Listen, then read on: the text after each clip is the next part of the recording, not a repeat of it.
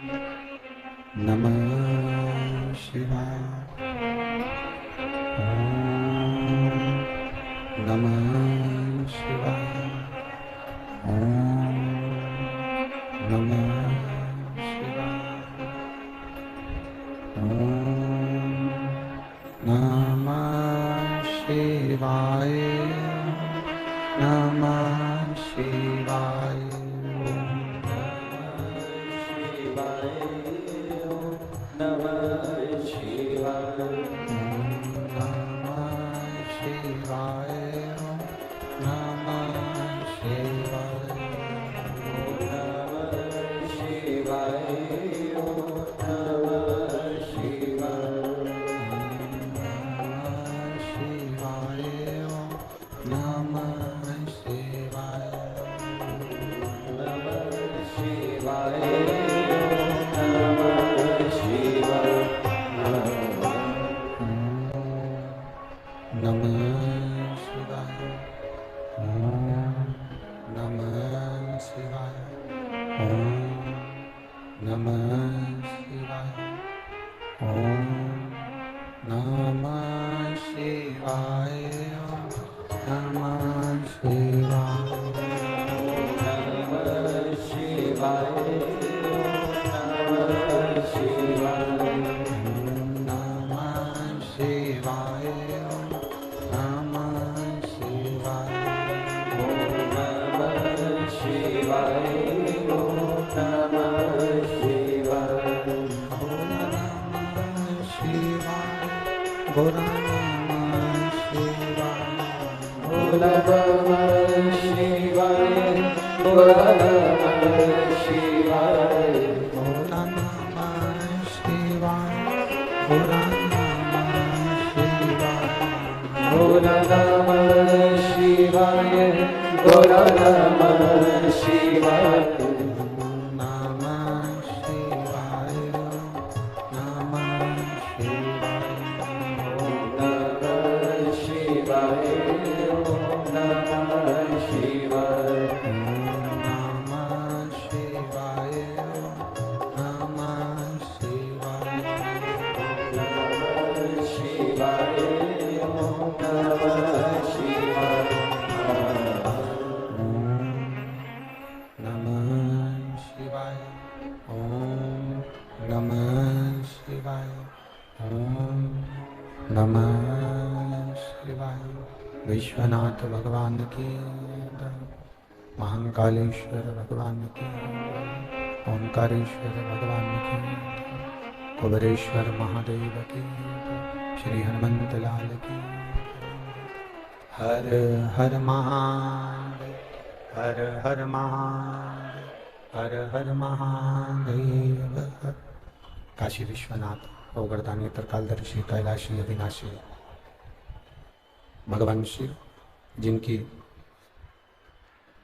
पुनीत पावन शिव महापुराण की कथा संपूर्ण विश्व के कल्याण हेतु बाबा देवादिदेव महादेव की कृपा से, करुणा से, उदारता से श्रवण करने का सौभाग्य आप और हमको प्राप्त हुआ है। बड़े भाग्यशाली हैं छिंदवाड़ा नगर के सभी श्रोता भाई बहन, जिन्होंने इस पुनीत पावन भूमि पर बैठकर 5 दिवसीय 16 सोमवार शिव महापुराण की कथा को श्रवण कर रहे हैं। कथा के मुख्य यजमान श्री हनुमान जी महाराज तो है ही, कथा के मुख्य यजमान के रूप में विराजमान माननीय कमलनाथ जी, पूर्व मुख्यमंत्री मध्य प्रदेश शासन, माननीय नकुलनाथ जी सांसद छिंदवाड़ा। एक बार जोरदार ताली बजाकर आप यजमान परिवार का स्वागत वंदन अभिनंदन, जिन्होंने संपूर्ण छिंदवाड़ा नगर को तो एक छोटे से जिस छिंदवाड़ा की अगर पुरानी स्थिति अगर हम देखें तो यहां इतना विकास नहीं था। और आदरणीय कमलनाथ जी को मैं धन्यवाद देना चाहूंगा कि इस छिंदवाड़ा को लोग एकदम साइड में जानते थे, पर इस छिंदवाड़ा को जो एक शहर की आकृति आपने दी है उसके लिए आपको बहुत सारा धन्यवाद।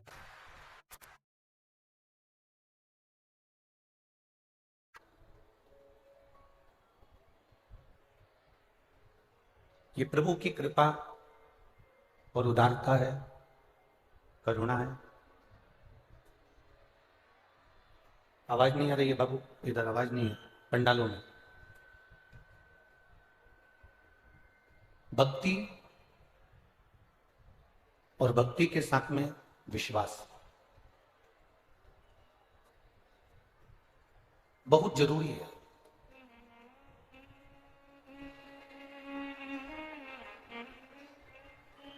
अभी जब हम परसों के दिन यहां पहुंचे थे छिंदवाड़ा में,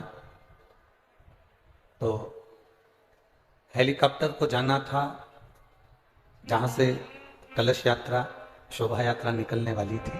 वहां कुछ हनुमान जी की कृपा और कुछ भोलेनाथ जी की करुणा होगी, हेलीकॉप्टर पहुंच गया जहां पर दूसरा हेलीपैड बना था। वहां आवाज नहीं आ रही है बाबू, आवाज। दूसरे पंडाल की व्यवस्था देखिए। तो आदरणीय माननीय कमलनाथ जी से भी बात हो रही थी, माननीय सांसद महोदय भी वहीं पर थे, नकुलनाथ जी। तो प्रश्न बहुत दिन से था मन में, तो वो प्रश्न आपके सामने किया कि छिंदवाड़ा नगर में, छिंदवाड़ा क्षेत्र में इस पूरे क्षेत्र के अंतर्गत इतनी बड़ी हनुमान जी की प्रतिमा या इतना बड़ा स्वरूप कहीं नहीं। आपके मन में, आपके विचार में ये कैसे आया कि इतना बड़ा श्री हनुमंत लाल जी का, श्री हनुमान जी का स्वरूप छिंदवाड़ा के क्षेत्र में आपने विराजमान किया? तो आपका एक शब्द बड़ा सुंदर था। गुरुजी दिल्ली जाते थे तो वहां एक मंदिर का दर्शन करते थे। उस मंदिर की जो प्रतिमा की सुंदरता थी वो हृदय में बैठी, और उधर भगवान से कहकर आए कि आप हमारे छिंदवाड़ा में चलो और वहां पर विराजमान। तो ये एक अलग आनंद था आपके उस उत्तर की, उस प्रश्न का जो उत्तर दिया वो बड़ा विचित्र और आनंदित उत्तर। बहुत साधुवाद। और उसी का फल है ये उसी का फल है कि जो कथा दिल से कराई जाती है तो भगवान भोलेनाथ गंगा की जल वृष्टि तो कर ही देते हैं, ये निश्चित। कल से कथा चालू हुई, कल से पानी बंद नहीं हुआ, लगातार चल रहा है। पर जीजियों और मेरे जीजाओं, एक बात आपसे कहना चाहेंगे। जैसे हमको लग रहा था कि कथा स्थल कैसे इतने सारे लोग बरसते पानी में पहुंचेंगे, पर गजब के हो रहे छिंदवाड़ा वालों, पूरे पंडाल फुल करके बाहर खड़े हुए। गजब, पंडालों में जगह नहीं, बाहर लोग खड़े हुए। एकदम पीछे देखोगे तो लोग भरचक खड़े हुए, और दुकानों में भी लोग बैठ रहे हैं, दुकानों के अंदर जा जाकर बैठ रहे हैं। इतना पानी गिरने पर तो हम कह रहे थे, विशाल पटेल जी को भी हम कह रहे थे कि भाई लोग जो जिनके पास 4 व्हीलर हो या जिनके पास ऑटो हो तो वो जाएंगे। 2 व्हीलर वाला तो हम रास्ते में से दिखे तो सब 2 व्हीलर वाले लाइन से चले जा रहे थे बाबा का नाम ले लेकर। बोल बम का नारा है, बाबा एक। इसी को शिव भक्ति कहते हैं, इसी को शंकर जी की अविरल भक्ति कहते हैं। और तेरी कृपा बिना ना हिले एक भी अणु, लेते हैं श्वास तेरी कृपा से तनु तनु। बखान क्या करूं मैं राखों के ढेर का चपटी भभूत में खजाना। कुबेर का। ये शिव की करुणा, शिव की उदारता, शंकर की कृपा है। देखिए, बहुत सुंदर गद्दा बिछ जाए, बहुत सुंदर तकिया लगा लो, बहुत सुंदर गादी बिछा लो, बहुत सुंदर कम्बल ओढ़ लो, बहुत सुंदर रजाई ओढ़ लो, एसी भी चालू कर लो, गादी से, तकिए से, कम्बल से, रजाई से, एसी से कमरे में नींद नहीं आती। बहुत अच्छी गादी या तकिए से, बहुत अच्छी रजाई से, बहुत अच्छे रूम से नींद नहीं आती। शिव पुराण कहती है नींद केवल मन के सुकून से आती है। नींद मन के सुकून से आती है। बहुत अच्छी गादी बिछाकर भी अगर आप सो जाओगे और नींद नहीं है तो उस गादी का कोई महत्व नहीं। बहुत अच्छा तकिया भी लगाकर सो जाओगे और अगर तो नींद नहीं आ सकती। एक मन के अंदर अपने विचारों में, अपनी सोच में, अपनी दृष्टि में एक सुकून होना चाहिए। अपने विचारों में भीतर एक सुकून,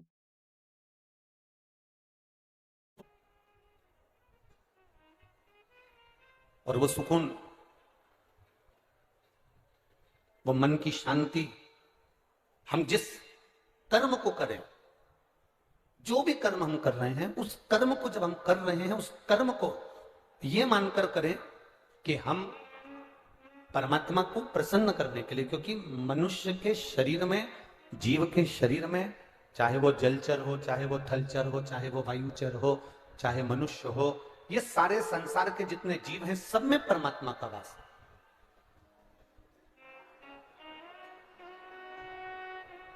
हम अगर दूसरे को प्रसन्न करने के लिए अगर कोई कार्य करेंगे तो उसमें आनंद की अनुभूति नहीं होगी। हम दूसरे को प्रसन्न करने के लिए अगर कोई कार्य करेंगे तो उसमें सुख नहीं मिलेगा। पर शिव महापुराण की कथा कहती है, जब हम ये मान लेंगे कि प्रत्येक चराचर में, प्रत्येक संसार में जन्म लेने वाला, मृत्यु लोक में आने वाला जीव के हृदय में शिव बसा है, तो हम जब संसार में हर एक में शंकर का दर्शन करेंगे तो फिर हम जब कोई कार्य करेंगे तो हमको आनंद की अनुभूति भी होगी और मन का सुकून भी प्राप्त होगा और आनंद भी प्राप्त होगा।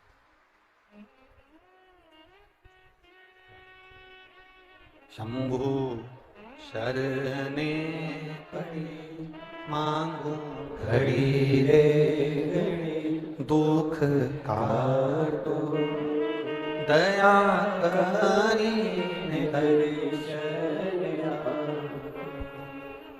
कोई तुमसे कहे कि दिन भर मंदिर में बैठे रहना भगवान मिलेगा, ना ना।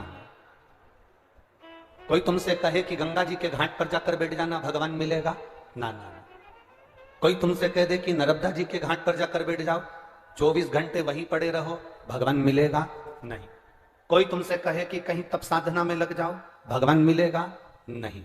शिव महापुराण की कथा कहती है, अगर तुम्हारे मोहल्ले में, तुम्हारे नगर में, तुम्हारे गांव में, तुम्हारे परिवार में, तुम्हारे कुटुंब में अगर कोई दुखी है और तुम मंदिर के अंदर जाकर बैठे हो तो परमात्मा नहीं मिल सकता। पहले जो तुम्हारे परिवार में, घर में, गांव में, नगर में, शहर में जो दुखी है, उसके चेहरे पर अगर आपने स्माइल ला दी, उसके चेहरे पर अगर आपने प्रसन्नता ला दी, तो परमात्मा तुम्हें घर बैठे ही प्राप्त हो।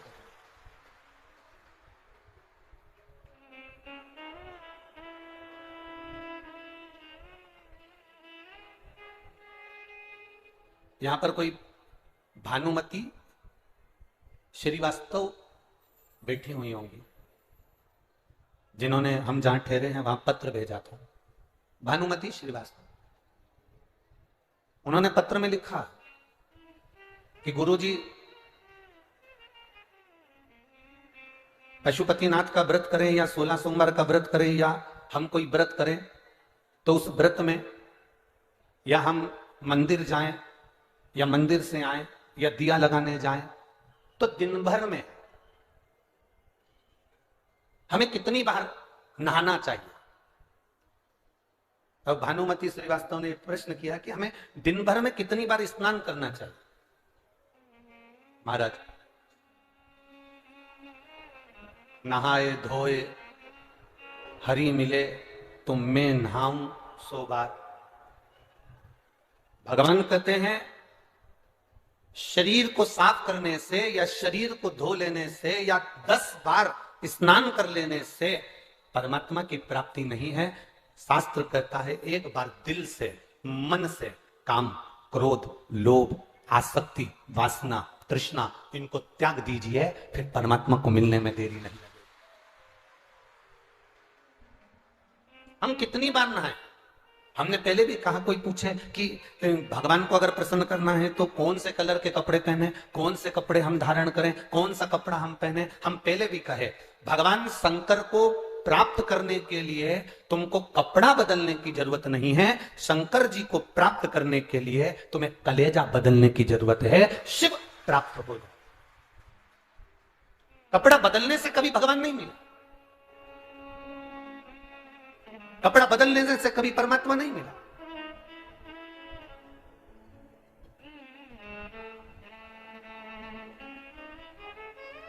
पहले का मैकेनिक और आज का मैकेनिक दोनों में अंतर है।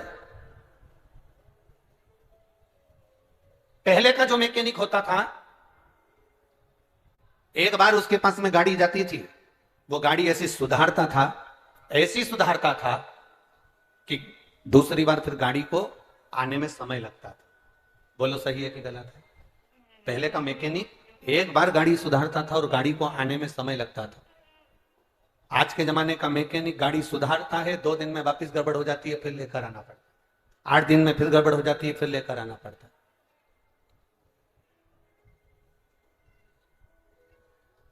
पहले का मैकेनिक और आज के मैकेनिक में एक अंतर है।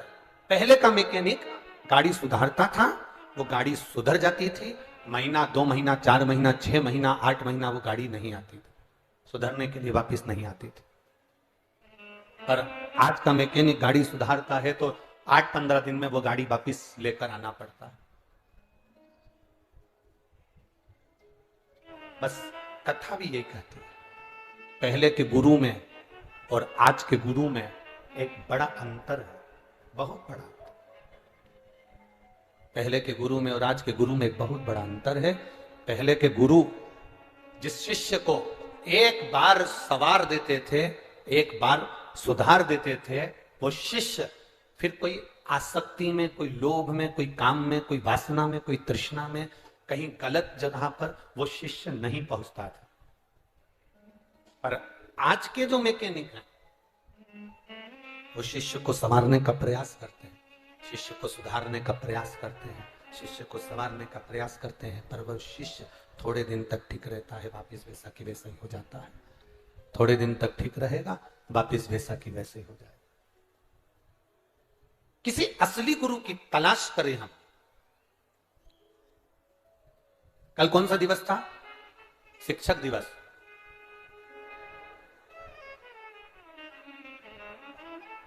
कभी डॉक्टर दिवस आया, इंजीनियर दिवस आया, सीए दिवस आया?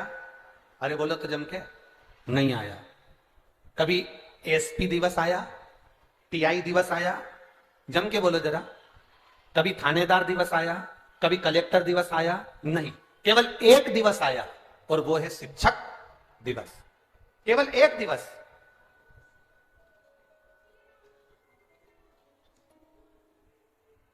उसका कारण केवल इतना सा है,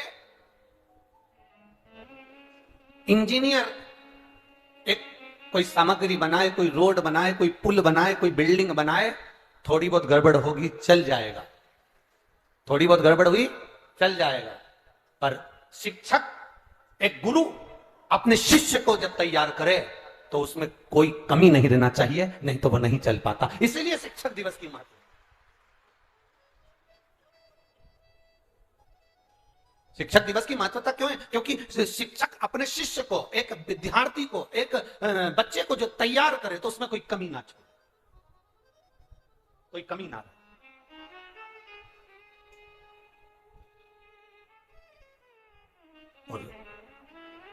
शिव को गुरु कहा गया, शंकर भगवान को गुरु का पद दिया गया। मेरे ओघड़दानी भगवान शंकर को गुरु का पद दिया गया और शिव जी को गुरु का पद दिया गया। इसलिए शंकर भगवान की कथा कहती है, जो शिव महापुराण की कथा में जाता है, जो शंकर के मंदिर में एक लोटा जल समर्पित करने के लिए जाता है, जो शिव तत्व को प्राप्त करने के लिए जाता है, जो किसी ना किसी रूप में शंकर के मंदिर में, देवालय में, शिवालय में पहुंचता है, शंकर उसको अपना शिष्य बना लेते हैं, शिव उसको अपना चेला बना लेते हैं। और शिष्य बनाया तो कोई गुरु अपने चेले को बिगड़ने नहीं देता है, यह निश्चित था। मेरी जीजियों और मेरे जितने जीजा भाई लोग जो भी बैठे हुए हैं उनसे निवेदन करूंगा, एक बात अपने बचपन की स्मरण में लीजिएगा। आप और हम एक जैसे हैं। जब स्कूल में मस्ती कर रहे होते हैं, स्कूल में घूम रहे होते हैं, स्कूल में अगर कहीं खेल रहे होते हैं, इतने में कोई टीचर आकर खड़ा हो जाए तो बोलो एकदम स्तुब्ध हो जाते कि नहीं हो जाते? एकदम अपन मस्ती करना बंद कर देते हैं, एकदम हम कोई कार्य कर रहे हैं तो वो बंद कर देते हैं। उसी तरह शंकर का जो शिवालय है, शिव जी का जो मंदिर है, शंकर का जो शिवालय है, हमारे भीतर कोई काम, कोई आसक्ति, कोई लोभ, कोई तृष्णा, कोई वासना, ये सब उपद्रव मचा रही होती है। जब हम एक लोटा जल लेकर शंकर जी के मंदिर में जब पहुंचते हैं तो हमारा उपद्रव करना बंद हो जाता है। ना अहंकार, ना काम, ना आसक्ति, ना वासना, ना तृष्णा, ना लोभ, ये सब समाप्त हो जाते हैं। केवल एक रहता है और वो गुरु रूपी शिव है और चेले रूपी अपन है, शिष्य रूपी अपन। कि कृपा की न होती जो आदत तुम्हारी, तो सोनी ही रहती अदालत तुम्हारी। गरीबों के दिल जगह तुम न पाते, तो किस दिल में होती इबादत तुम्हारी। अगर मेरे भोलेनाथ करुणा ना करते, दया ना करते, कृपा ना करते, उनकी दया ना होती तो संसार सागर में कुछ भी नहीं होता। मंथन किया देवता और राक्षसों ने मिलकर, जब शंभु शरणे मांगू घड़ी रे घड़ी, दुख काटो दया करीने दर्शन आपो। शंभु शरणे पड़ी मांगो घड़ी रे घड़ी, दुख काटो दया करीने दर्शन आपो। शिव कथा कह रही है, भगवान शंकर का संवाद कर रहा है, शिव महापुराण की कथा कर रहा है, भगवान देवादिदेव महादेव का संवाद। शिव गुरु है, शिष्य चेला है। एक साधारण सा संसार में रहने वाला मानव, एक साधारण सा संसार में रहने वाला मनुष्य भगवान देवादिदेव महादेव के शिष्य के रूप में आसक्तियों से दूर कर देता, और काम से दूर कर देता, वासनाओं से दूर कर देता, तृष्णा से दूर कर देता। और जब हम आसक्तियों से दूर हो जाए तब समझो कि शिव तत्व की प्राप्ति हुई। तब जाने कि भगवान शंकर के शिव तत्व से हमें आनंद की अनुभूति हुई। देखिए, एक ये साधारण सा कागज है, इस कागज पे कुछ भी लिख दो, कितना भी लिख दो, तुम्हारी मर्जी पड़े तो तुम तुम्हारी प्रॉपर्टी लिख दो। एक साधारण से कागज पर अपनी प्रॉपर्टी लिख दो, गाड़ी लिख दो, बंगला लिख दो, जमीन लिख दो, जायदाद लिख दो। कागज पे लिखा हुआ तुम्हारा सारा सामान किसी काम का है? काम का कब होगा? जब उस कागज पर तुम्हारा सिग्नेचर होगा। बोलो सही है कि गलत है? इस कागज पर जब तक तुम्हारा सिग्नेचर नहीं है, इस कागज पर कुछ भी लिखो चलेगा। इस कागज पर तुम्हारा साइन नहीं है, तुम कुछ भी लिखो चलेगा।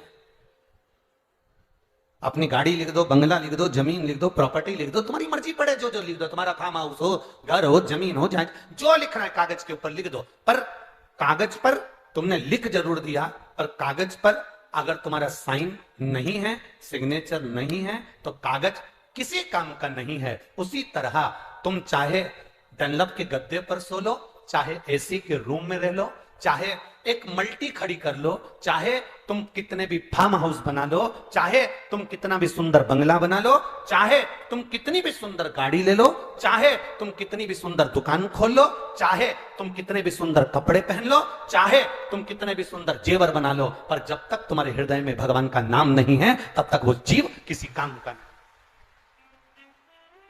कागज पर सिग्नेचर होना जरूरी है तो कागज काम का हो जाता है।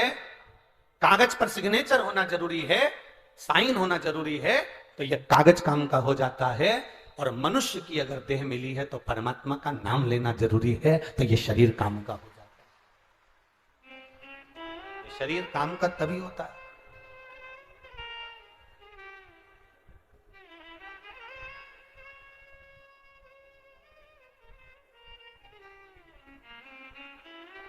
एक बात आपसे पूछें, छिंदवाड़ा वालों, उत्तर देना जरा। कुत्ता मरता है तो उसको कपड़े से ढका जाता है क्या? नहीं। छिपकली मरे तो, बोलते जाओ जरा। सुअर मरे तो, घोड़ा गधा मरे तो, जीव जानवर मरे तो नहीं। और मनुष्य मरे तो कपड़े से ढका जाता है ना। जब कुत्ता को नहीं ढाको, जानवर को नहीं ढाको, घोड़ा गधा को नहीं ढाको, बंदर मरे तो नहीं ढाको, चुपकली मरे तो कपड़े से नहीं ढाको, तो ये मनुष्य मरता है तो इसको कपड़े से क्यों ढका जाता है? केवल उसका एक कारण है, इसने पाप इतना करा होता है कि इसको ढक कर ही ले जाया जाता है।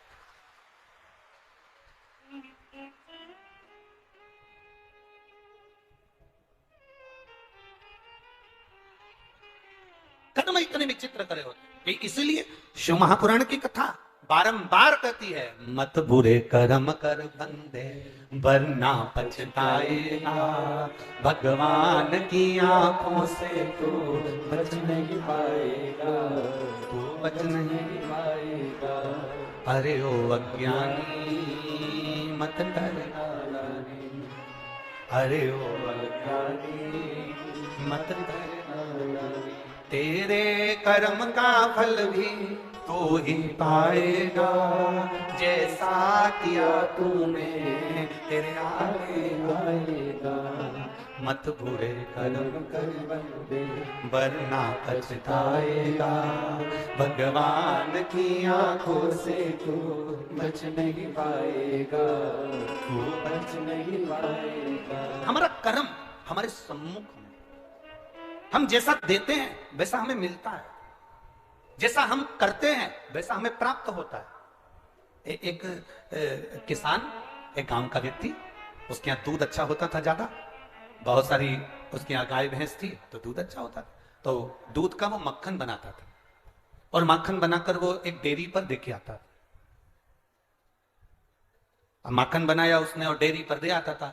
1 महीना, 2 महीना, 3 महीना, 4 महीना, 6 महीना, 8 महीना, साल, 2 साल, 3 साल निकल गए और वो माखन बनाता और देकर डेयरी पर आ जाता। एक दिन डेयरी के मालिक ने सोचा, ये रोज मक्खन देकर जाता है और मैं तोलता नहीं हूं, ऐसी कैसी रख लेता हूं। और रोज कहकर जाता है कि 1 किलो मक्खन दिया, आज मैं एक काम करता हूं कि तोलता हूं। डेयरी के मालिक ने उस माखन को तोला तो वो 700 ग्राम निकला। अब उसको तो बड़ा गुस्सा आया कि मैं रोज मक्खन को नहीं तोलता था और ये रोज मुझे चूना लगाता रहा, रोज घाटा देता रहा, मैं तो विश्वास में पड़ा रहा और ये मुझे 700 ग्राम, 800 ग्राम, 500 ग्राम मक्खन देकर चले जाता था, मैंने तोला नहीं, मैं इसके विश्वास में रहा।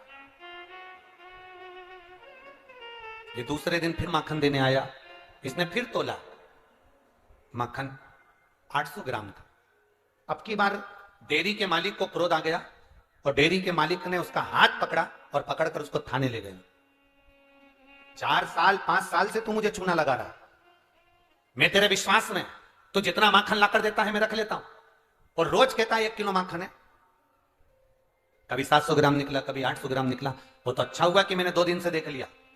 थाने में ले जाके खड़ा कर दिया, अदालत में केस पहुंच गया, जज कुर्सी पर बैठा था, सामने वो किसान भाई खड़ा था, इधर डेयरी का मालिक खड़ा था, केस चालू हुआ। क्या बात है? जज ने कहा किसान से, तुमने क्या करा? जब तुम 1 किलो माखन उसको देते थे तो तुमने 700 ग्राम क्यों दिया, 800 ग्राम क्यों दिया, इतना कम क्यों दिया? किसान ने हाथ जोड़कर कहा, नहीं साहब, मैंने तो पूरा 1 किलो दिया। 1 किलो दिया? तो ये डेयरी का मालिक सेठ जी कह रहा है कि तुमने माखन कम दिया। नहीं साहब, मैंने पूरा दिया। तुम्हारे पास में मक्खन तोल के लेके आते थे? हाँ साहब। तराजू है? नहीं साहब। बाट है? नहीं साहब। तो माखन कैसे लेकर आते थे? साहब, ये जो डेयरी का मालिक है ना, इसको मैं माखन देता था और इससे रोज हमेशा 2-3 दिन में कहता था, लाओ जरा 1 किलो शक्कर दे दो। इनसे 1 किलो शक्कर रोज लेकर जाता था। मेरे पास में बाट तो नहीं था, तराजू में एक तरफ मक्खन रखता था, दूसरी तरफ शक्कर रखता था, उसके बराबर में तोल कर दिया था।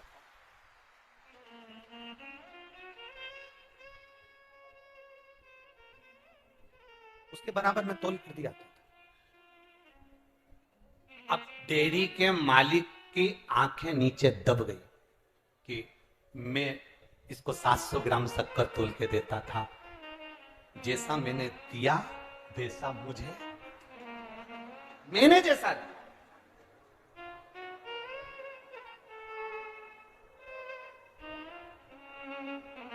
हम किसी पर 1 उंगली उठाते हैं तो ये 3 उंगलियां हमारी ओर जाती है कि तुम अपने अंदर झांक कर देखो। उसमें अगर 1 गलती है तो 3 गलती तुम्हारे अंदर। एक मित्र, एक व्यक्ति अपने घर पर पूछा, पत्नी को आवाज लगाई, सुनती है? सुनती है। पत्नी ने कहा क्या है, इधर आ।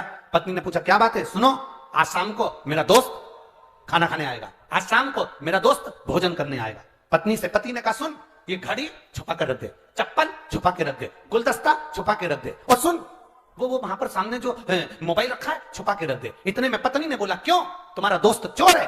पति बोलता है, नहीं, वो अपने सामान को पहचानता है। दोस्त चोर नहीं है, वो अपने सामान को पहचान रहा है। बस हमारी जिंदगी भी ऐसी ही है। पूरा जीवन हम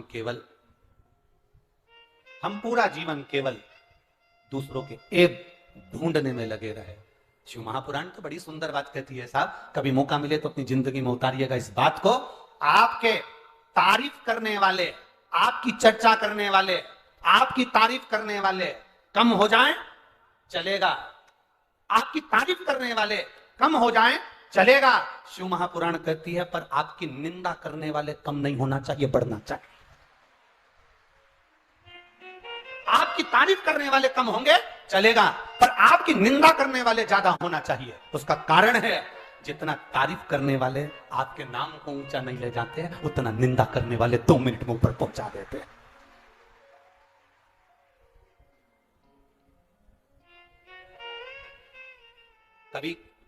कभी आपने कहीं सुना कि किसी ने ब्रह्मा जी की निंदा करी? कभी आपने कहीं सुना कि भगवान विष्णु की किसी ने निंदा करी?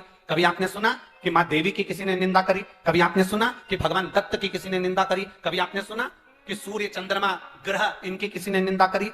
मृत्यु लोक में सबसे ज्यादा अगर निंदा किसी देव की होती है तो वो देव अधिदेव महादेव की होती है। लोग कह देते हैं पत्थर है, लोग कह देते हैं शिवलिंग है, लोग कह देते हैं ऐसा है, जबरदस्ती पत्थर पर जल ढोले जा रहे हैं, जबरदस्ती लोग मंदिर जा रहे हैं। सबसे ज्यादा निंदा मेरे देव अधिदेव महादेव की होती है। और आप अंदाजा लगा कर देख लो, आज के समय में भारत की भूमि पर जितने किसी देवता के मंदिर नहीं है, उससे दुगने मेरे महादेव के मंदिर है, उससे दुगने।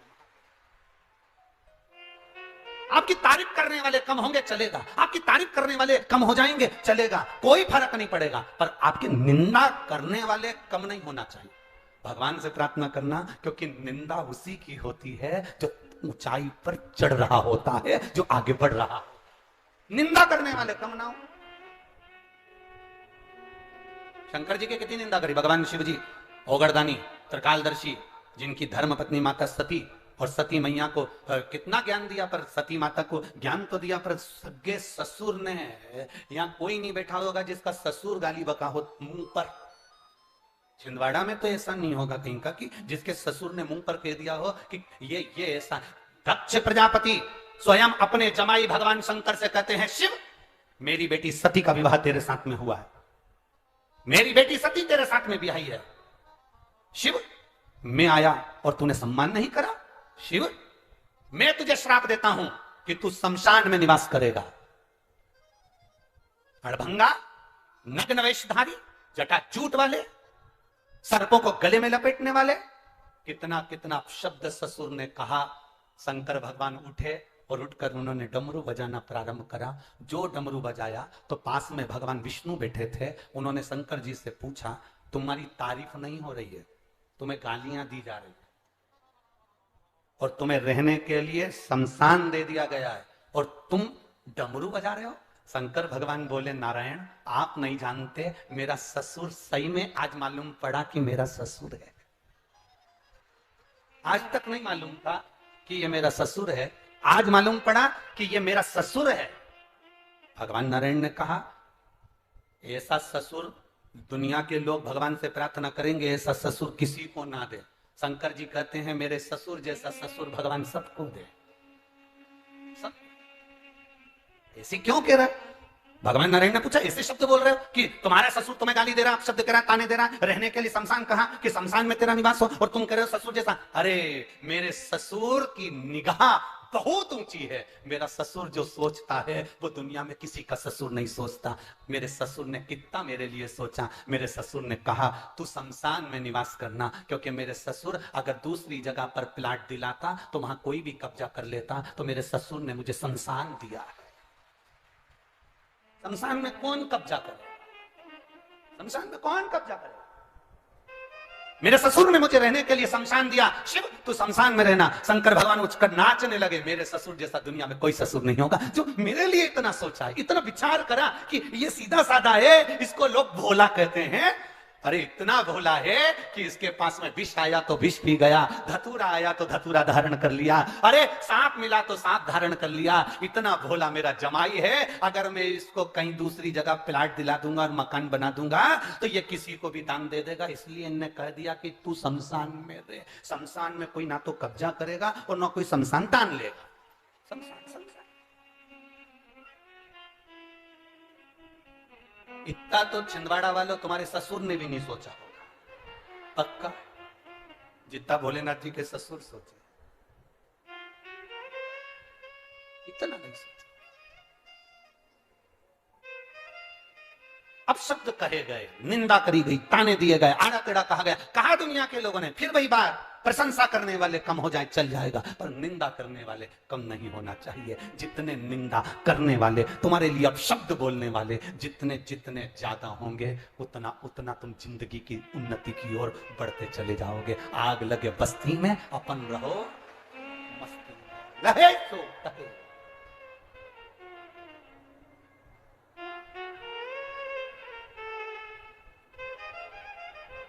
पतंग उड़े आकाश माने, डोर धारा हाथ मां, ओ वल्लभ हमारी पतंग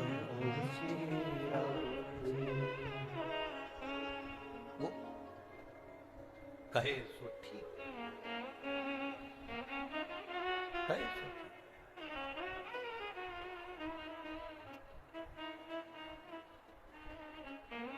बोले, मैं तेरी पतंग, शंभो मैं तेरी बाबा तेरे चरणों की मैं दासी, तेरे भजन में मेरा चित्त रमे, तेरे भजन में मेरा मन रमे, तेरी भक्ति में मेरा चित्त रमे।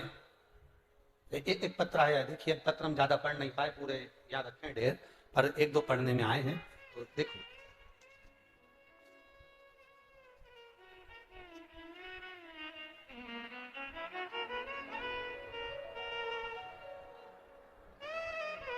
शैल कुमारी साहू,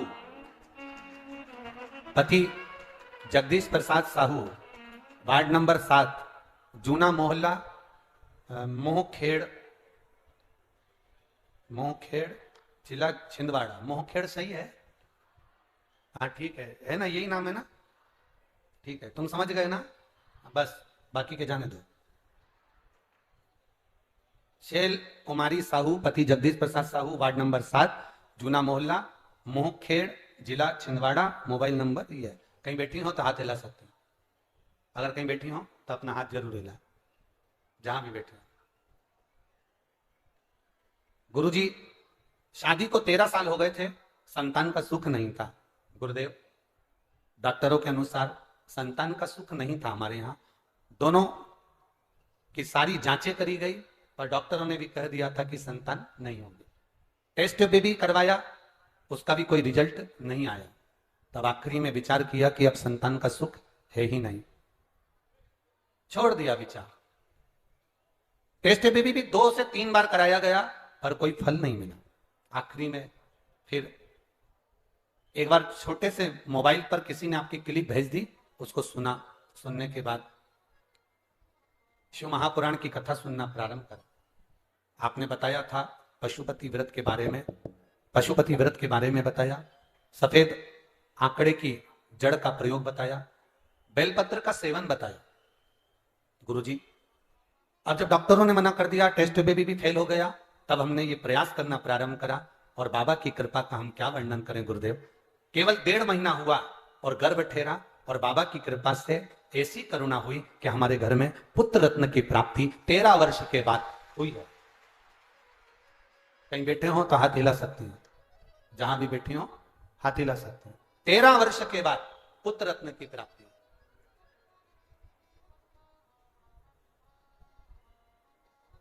आपने एक लाइन बहुत अच्छी लिखी है शैल कुमारी जी,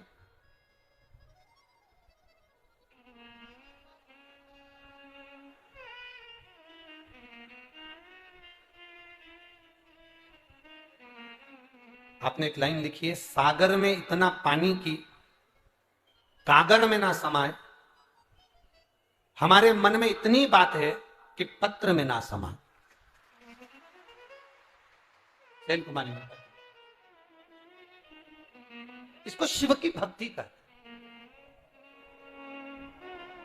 छिंदवाड़ा वालों और छिंदवाड़ा के आसपास के जितने भक्त यहां पहुंचे हैं, आपसे एक बात कहना चाहेंगे, कुछ भाग्य बड़ा प्रबल है आप लोगों का, इसलिए ये सुंदर 5 दिन की शिव महापुराण की कथा आपके छिंदवाड़ा को मिली है। कहीं भाग्य है, कहीं भाग्य।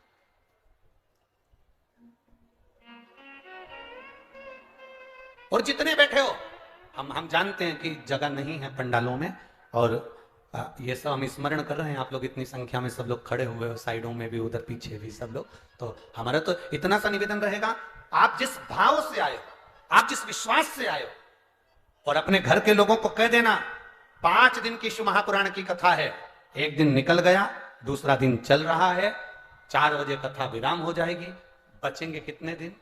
बोलो बोलो, जम के बोलो जरा। 3 दिन। अपने घर वालों से कह देना कि बस मेरा मन है एक बार पंडाल में आसन लगाकर 5 दिन की जो शिव पुराण है वो नहीं सुन सकी, अगर 3 दिन 2 दिन भी मिल जाए, आधा घंटा 15 मिनट भी मिल जाए, तो हमारी जिंदगी को सार्थक कर जाए। हजारों वर्ष तक तब साधना का जो फल है, हजारों वर्ष तक तब साधना का जो फल मिलता है, शिव महापुराण की कथा में बैठकर भगवान शंकर का गुणगान करने का वो फल हमें प्राप्त हो, वो फल। एक बार वशिष्ठ बाबा और विश्वामित्र जी, इन दोनों में विवाद हुआ। ये 13 साल के बाद हुआ है, ले आओ ले आओ, जाओ।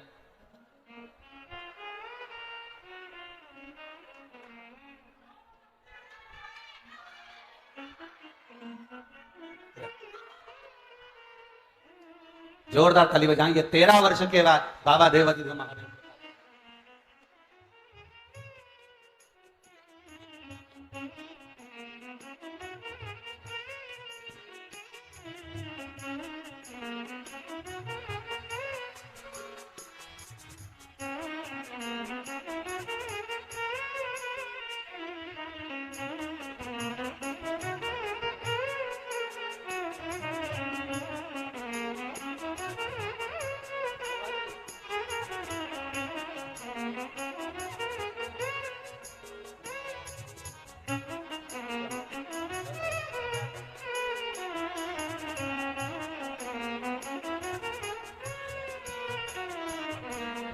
तेरी कृपा बिना न हिले एक भी अणु, लेते हैं श्वास तेरी कृपा से।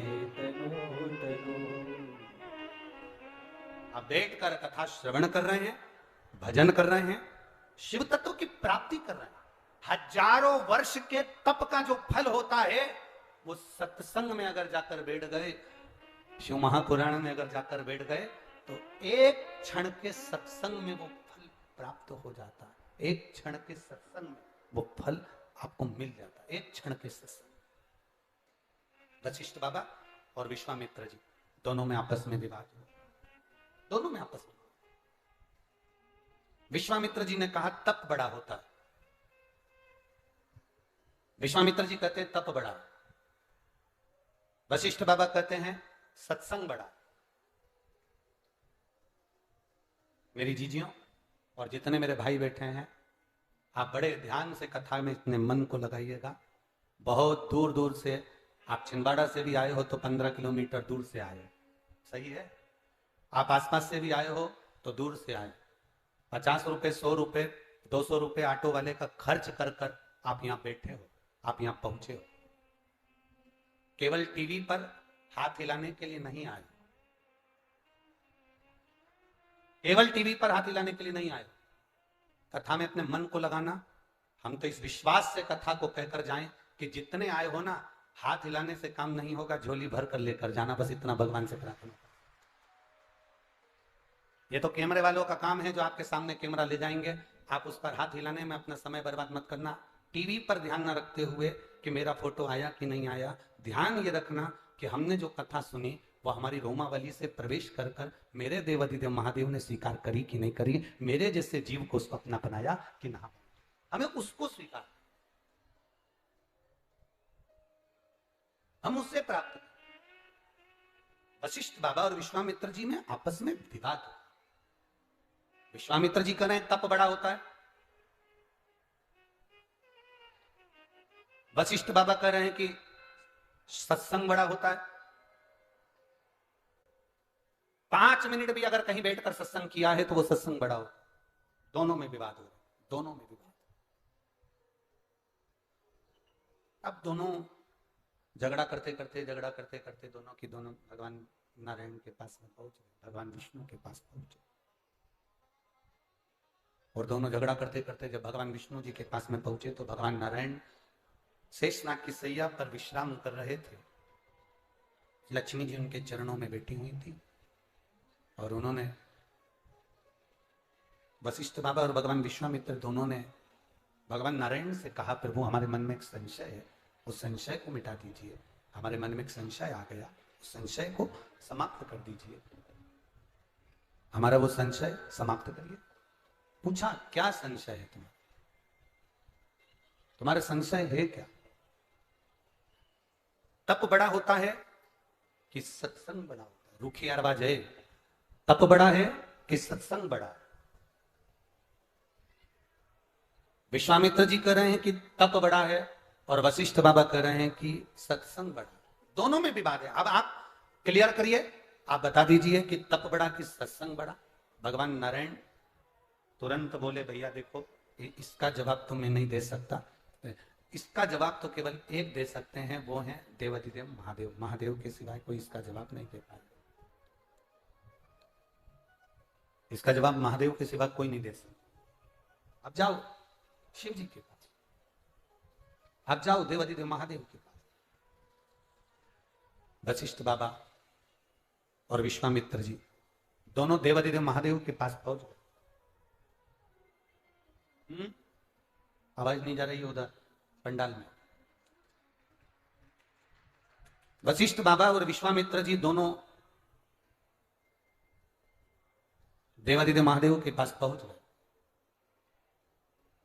और देवाधिदेव महादेव के पास में जब दोनों पहुंचे, भगवान देवाधिदेव महादेव ने पूछा क्या बात है, कैसे आना हुआ? विश्वामित्र जी कहते हैं कि तप बड़ा होता है और वशिष्ठ बाबा कह रहे हैं सत्संग बड़ा होता है। हम आपसे पूछने के लिए आए हैं कि इन दोनों में बड़ा कौन सा है? शंकर भगवान बोले, जब भगवान नारायण ने इसका जवाब नहीं दिया तो मैं क्यों जवाब दूं? इसका जवाब केवल एक दे सकते हैं, वो है शेषनाग। आप शेषनाग के पास में जाओ। शेषनाग जी के पास में भेजा। शेषनाग जी से विश्वामित्र जी और वशिष्ठ जी ने कहा कि तब बड़ा होता है कि सत्संग बड़ा होता है? तप बड़ा कि सत्संग बड़ा? शिव महापुराण की कथा, राम कथा, भगवत कथा, भगवान की पावन कथा, भगवान का भजन, ये बड़ा? आप बताओ इन दोनों में बड़ा क्या?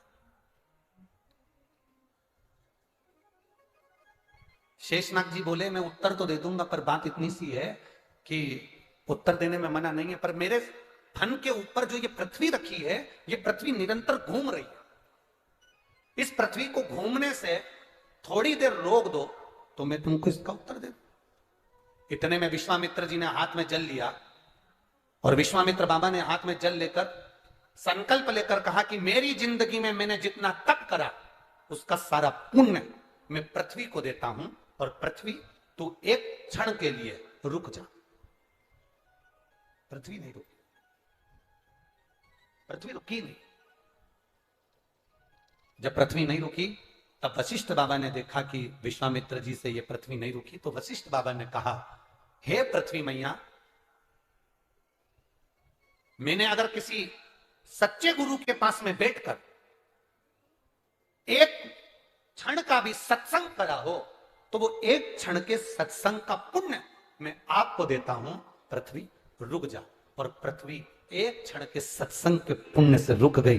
तब शेषनाग जी ने कहा कि देखो, ये तप और सत्संग, इन दोनों में सबसे बड़ा है सत्संग। इसलिए शिवपुराण की कथा कहती है कि आप अगर शिवपुराण की कथा में जाकर बैठे हो, टीवी के सामने कथा चल रही है, आप कथा में बैठे हो, मोबाइल पर कथा सुन रहे हो, पंडाल में बैठकर कथा सुन रहे हो, जहां जगह मिली वहां बैठकर यदि आप एक क्षण की भी कथा श्रवण कर रहे हो तो वो एक क्षण की कथा भी तुम्हारे दुख को रोक सकती है, तुम्हारी तकलीफ को रोक सकती है। भजन, कीर्तन, स्मरण, पुण्य, भगवत कीर्तन, भगवान का भजन, किसी दुखी के चेहरे पर प्रसन्नता, ये हमारे दुख को भी रोक, ये हमारी तकलीफों को भी रोक देता है, हमारे कष्ट को भी रोक देती है। शिव कथा कह रही है,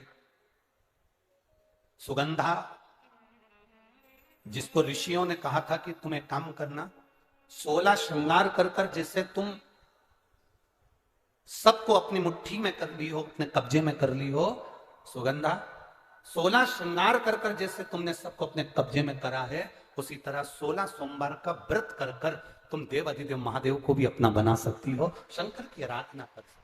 अब इतना तो ऋषियों ने कहा, और ऋषियों ने कहने के बाद में ऋषि सारे के सारे जितने भी ऋषि थे वो सब क्षिप्रा महारानी के तट पर तप साधना में डूब गए। सुगंधा के मन में एक प्रश्न रह गया कि इस व्रत को मैं करूं तो करूं कैसे?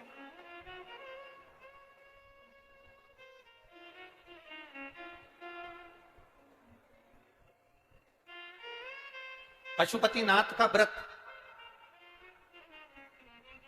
और 16 सोमवार का व्रत, दोनों में एक अंतर है। पशुपतिनाथ का व्रत जब 5वां व्रत रहता है, उसी दिन श्रीफल बाबा को समर्पित कर दिया जाता है। बोलो सही है? उसी दिन 5वें व्रत में। पर 16 सोमवार का जो व्रत होता है, इसका जो उद्यापन होता है, वो 16 सोमवार पूरे होने के बाद 17वें सोमवार पर इसका उद्यापन का महत्व। कितने सोमवार पूरे होना चाहिए? जम जम के बोलो जरा।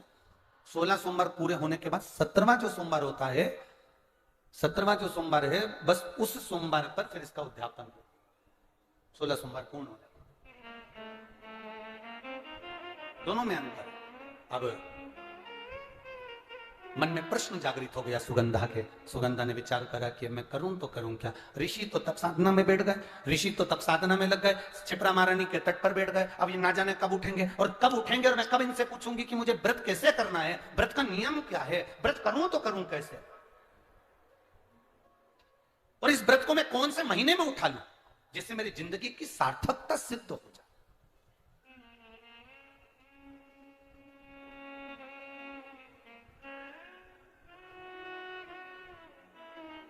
अब सुगंधा ने देखा कि सारे के सारे ऋषि तप साधना में बैठे हैं, अब मैं करूं तो करूं क्या? 1 वर्ष निकल गया।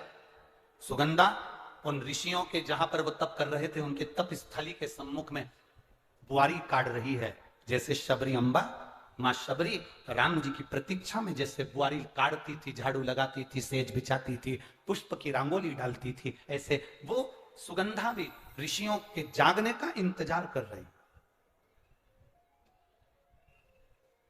वो सुगंधा भी ऋषियों के जागने का इंतजार कर रही।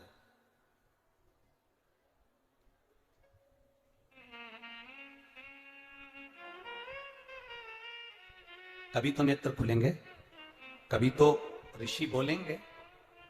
हमारे इसमें कई माताएं ऐसी बैठी हुई हैं, पंडाल में भी और टीवी के सामने जो माताएं आस्था चैनल पर कथा सुन रही हैं, फेसबुक यूट्यूब पर जो कथा सुन रही हैं, उसमें भी कई माताएं, कई भाई लोग ऐसे बैठे होंगे जो मंदिर जाते हैं और मंदिर में जाने का नियम बनाते हैं और 1 महीना, 1.5 महीना, 2 महीना, 3 महीना मंदिर जाते हैं, 4 महीना मंदिर जाते हैं और मंदिर में जाने का नियम बनाने के बाद में जब उनका कार्य नहीं होता तो वो मंदिर जाना छोड़ देते।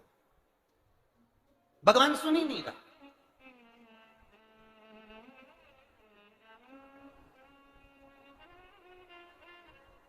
कई लोग पत्र भी लिखते हैं, ऐसा नहीं कि पत्र नहीं लिखते, कई लोग पत्र में लिखते हैं, गुरुजी हम 4 महीने से मंदिर जा रहे थे, गुरुजी हम 3 महीने से मंदिर जा रहे हैं, हम 5 महीने से मंदिर जा रहे हैं, भगवान तो हमारी सुन ही नहीं रहा। भगवान से हमारा कौन सी दुश्मनी है जो भगवान ने सारा दुख हमको दे दिया, भगवान हमारी सुन ही नहीं रहा।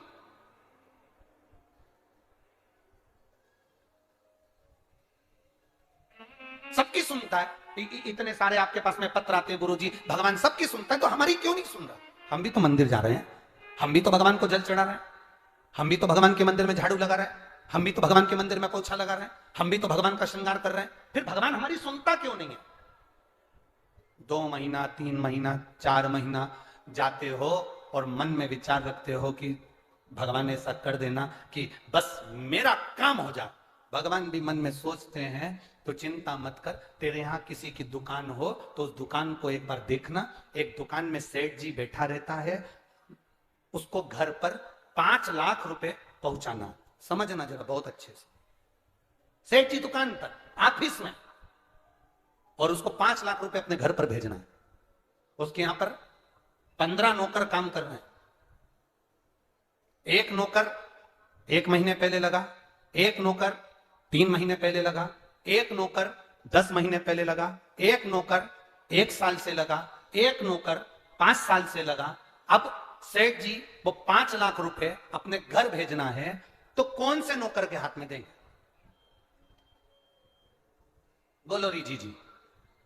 जो 1 महीने काम पर आया उस पर, जो 2 महीने काम पर आया उस पर, जो 3 महीने काम पर आया उस पर, जो 4 महीने काम पर आया उस पर नहीं। सेठ जी ने पुराने को बुलाया, इधर आओ, इधर आओ। हाँ सेठ जी, बेटा ये बैग घर पर रख के आना, हो संभाल के ले जाना, 5 लाख रुपए सावधानी से ले जाना। जी आप चिंता मत करो सेठ जी, आप बिल्कुल चिंता मत करो। सेठ जी ने 5 लाख का बैग दिया, तो 5 लाख का बैग उस पुराने नौकर ने, जो 2 साल से, 3 साल से, 4 साल से लगातार सेवा में लगा हुआ था, वो 5 लाख का बैग सेठ जी ने उसके हाथ में पकड़ाया कि ये तुम देकर आना। बस उसी तरह वो भोलानाथ और अपन उसके चाकर हैं, वो भी हमारे हाथ में इतनी जल्दी नहीं दे देता है, वो देगा जब जब आपको पूर्ण तरह से परख लेगा। आपको पूर्ण तरह से जब वो परखेगा तब वो देगा। और आप क्या करते हो? 1 महीना मंदिर गए, 2 महीना मंदिर गए, भगवान से प्रार्थना कर लेते हो, भगवान हमको ये दे देना, भगवान हमको ये दे देना। तुम 1 महीना मंदिर जाके मन में सोचते हो कि जमीन में से कहीं गड़ा हुआ धन का हंडा निकल जाए, तो ऐसा कोई महाराज हो जो धन का हंडा निकाल के दे दे तो हमको भी बता देना। नहीं, अपने कर्म को करो, अपनी मेहनत को करो, अपने परिश्रम को करो। और जितना जितना तुम कर्म करोगे, जितनी जितनी तुम मेहनत करोगे, जितना जितना तुम परिश्रम करोगे, और भगवान के प्रति जितना जितना तुम्हारी दृढ़ता, जितना जितना तुम्हारा विश्वास बढ़ता चले जाएगा, जितना विश्वास बढ़ेगा तुम उतने भगवान के नजदीक आते चले जाओगे। फिर तुम्हारा दुख तुम्हारा नहीं रहेगा, फिर तुम्हारा दुख बाबा देवाधिदेव महादेव का खुद का हो जाएगा, क्योंकि तुम्हें दुखी नहीं दे, वो तुम्हें दुखी नहीं दे।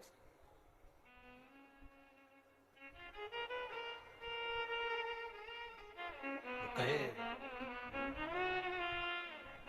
ऐसा डमरू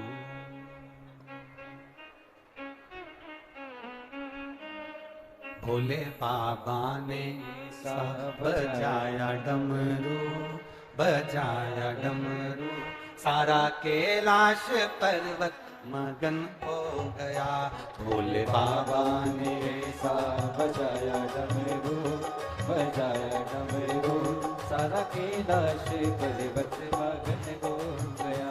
भोले बाबा ने ऐसा बजाया डमरू, बजाया डमरू, सारा कैलाश पर्वत मगन हो गया। भोले बाबा ने सा बजाया डमरू, बजाया डमरू, सारा कैलाश पर्वत मगन हो गया। सारा कैलाश पर्वत मगन हो गया, सारा कैलाश पर्वत मगन हो गया। सारा कैलाश पर्वत मगन हो गया, सारा कैलाश पर्वत मगन हो गया। सारा कैलाश पर्वत मगन हो गया, सारा कैलाश पर्वत मगन हो गया।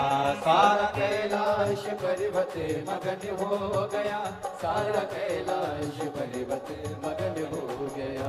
भोले बाबा ने ऐसा बजाया डमरू, बजाया डमरू, सारा कैलाश पर्वत मगन हो गया। भोले बाबा ने सा बजाया डमरू, बजाया डमरू, सारा कैलाश पर्वत मगन हो गया।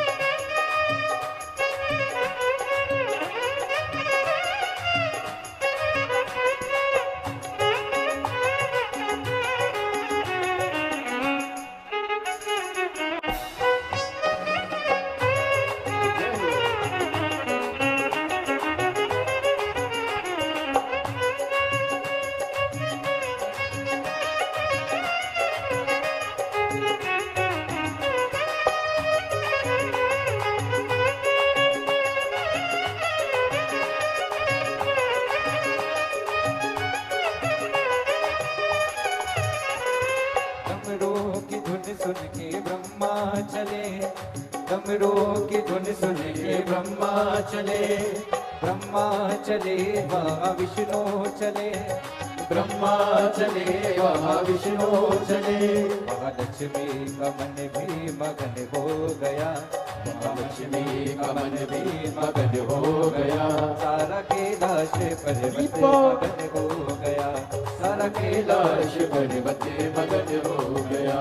भोले बाबा ने ऐसा बजाया डमरू, हाँ बजाया डमरू, सारा कैलाश पर्वत मगन हो गया। बजाया डमरू, बजाया डमरू, सारा कैलाश पर्वत मगन हो गया।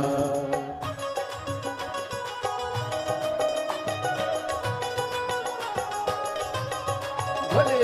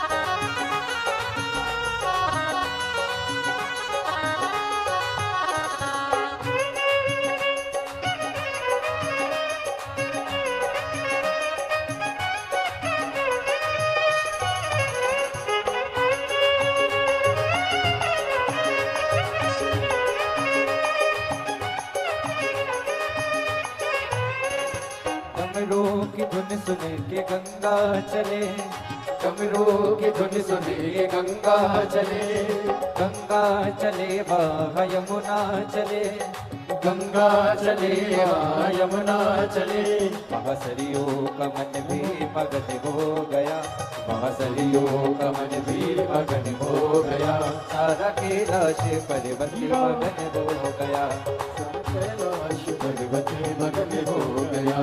भोले बाबा ने ऐसा बजाया डमरू, हाँ बजाया डमरू, सारा कैलाश पर्वत मगन हो गया।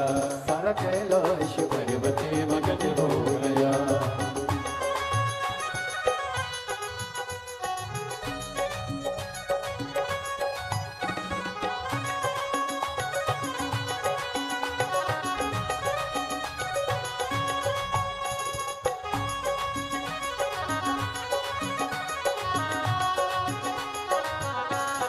हरि बोल।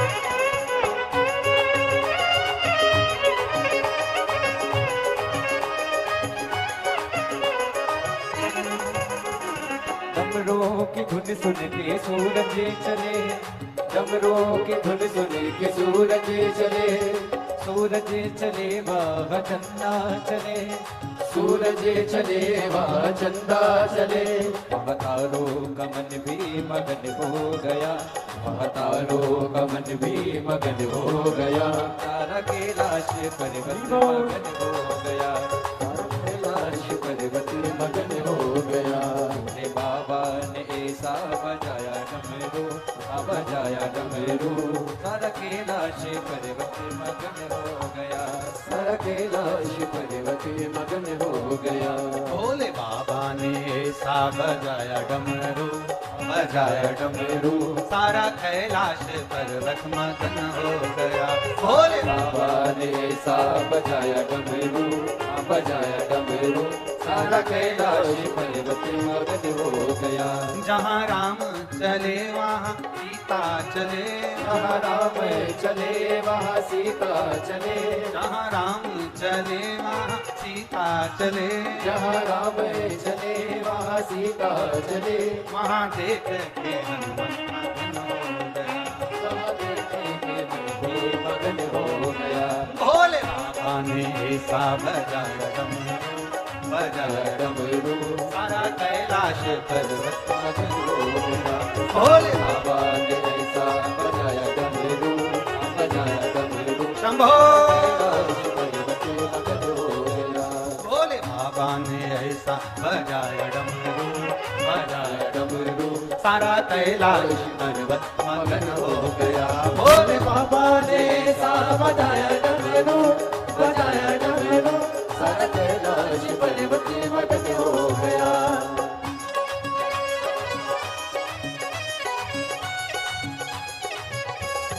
बोले शंभू।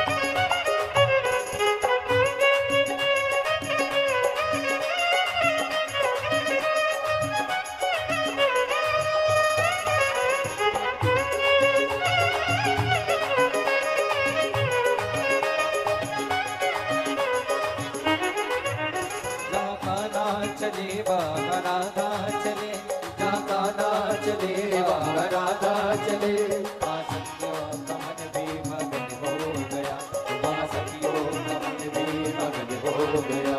भोले बाबा ने ऐसा बजाया डमरू, शंभो। बजाया डमरू, सारा कैलाश पर्वत मगन हो। दोनों हाथों से बड़े भाव से। बाबा ने ऐसा बजाया डमरू, बजाया डमरू, सारा कैलाश पर्वत मगन हो गया। भोले बाबा ने ऐसा बजाया डमरू, बजाया डमरू, सारा कैलाश पर्वत मगन हो गया। भोले बाबा ने ऐसा बजाया डमरू, बजाया डमरू, सारा कैलाश पर्वत मगन हो गया। मेरा चैनल वालों से निवेदन है, पीछे जितने लोग खड़े हैं उनको भी जरूर दिखाना। जहां जहां पंडाल के बाहर भी जो लोग हैं उनका भी एक बार दर्शन जरूर कराना। जितने चैनल वाले सब भाव से, दोनों हाथों से। शंभो।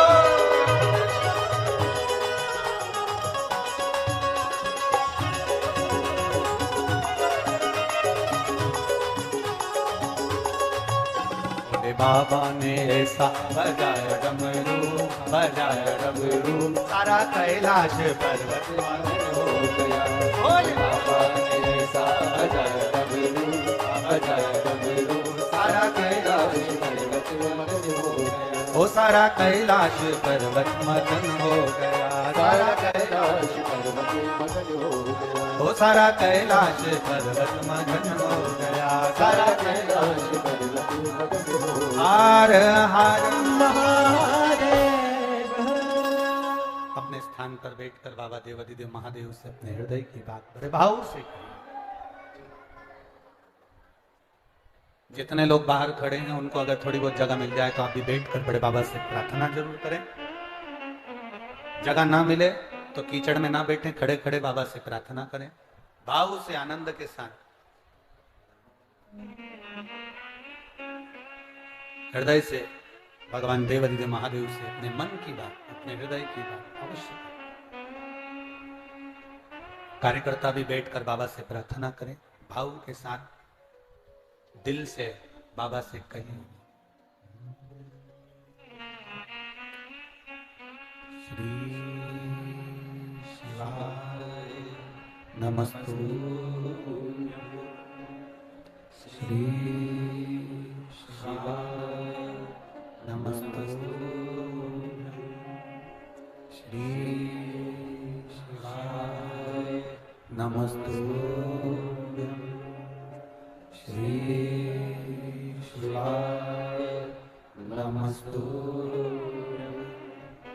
श्री शिवाय नमस्तु। भोला सब दुख काटो मारा, ओ भोला सब दुख काटो मारा। शिव शंकर जपो तेरी माला, भोले बाबा जपो तेरी माला। भोला सब दुख काटो मारा, ओ भोला सब दुख काटो मारा। वेश है मंगल मंगलकारी, वेश है मंगल मंगलकारी। शमशान वासी हमारा, शमशान वासी हमारा। ओ भोला सब दुख काटो हमारा, ओ भोला सब दुख काटो हमारा। बाबा देवाधिदेव महादेव सुगंधा ने देखा कि ऋषियों के नेत्र नहीं खुले, वो सेवा में लग गए। मंदिर जाओ,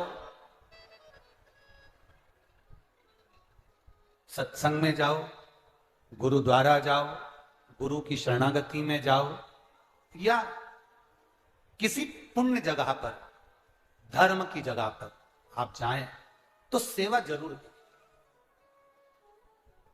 यहां पर भी मेरी माताएं बैठी हैं, मेरी जीजियां बैठी हैं, मेरे भाई लोग बैठे हुए हैं, उनसे निवेदन करेंगे कि अगर मौका लगे तो सेवा जरूर। जो सुख है सेवा में, वो सुख दुनिया में कहीं नहीं मिलेगा। आप लोगों से हम कहते आए हैं कि घर से चला करो तो पानी की कितनी बोतल लेकर चलना है? जम के बोलो जरा। दो। अपने साथ में थोड़ा थोड़ा सा ऐसा सामान जो अपने पास में कोई बैठा हो, कोई भूखा हो, तो उसको हम खिला सकें। अपने एक पानी की बोतल में से थोड़ा पानी किसी का मुख झूठा करा सकें। क्या मिलेगा, क्या देगा वो, ये तो तुमको 3 महीने के अंदर बाबा बता ही देगा कि वो कितना प्रदान करता है, क्या देता है। एक माता यहां बैठी है जिसके चेस्ट में गांठ हो गई थी और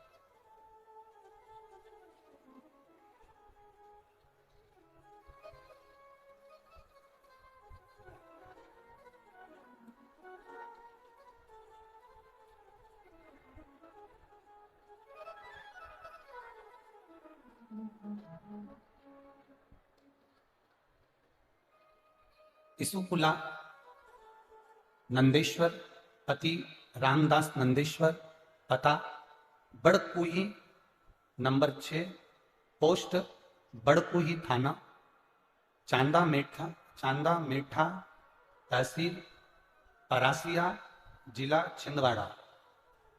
कहीं बैठी हैं? अगर कहीं बैठी हो तो हाथ हिला सकती है। हाँ, दोनों हाथ ऐसे हिला दो दीदी एक बार। हाँ ठीक है, दिख गए।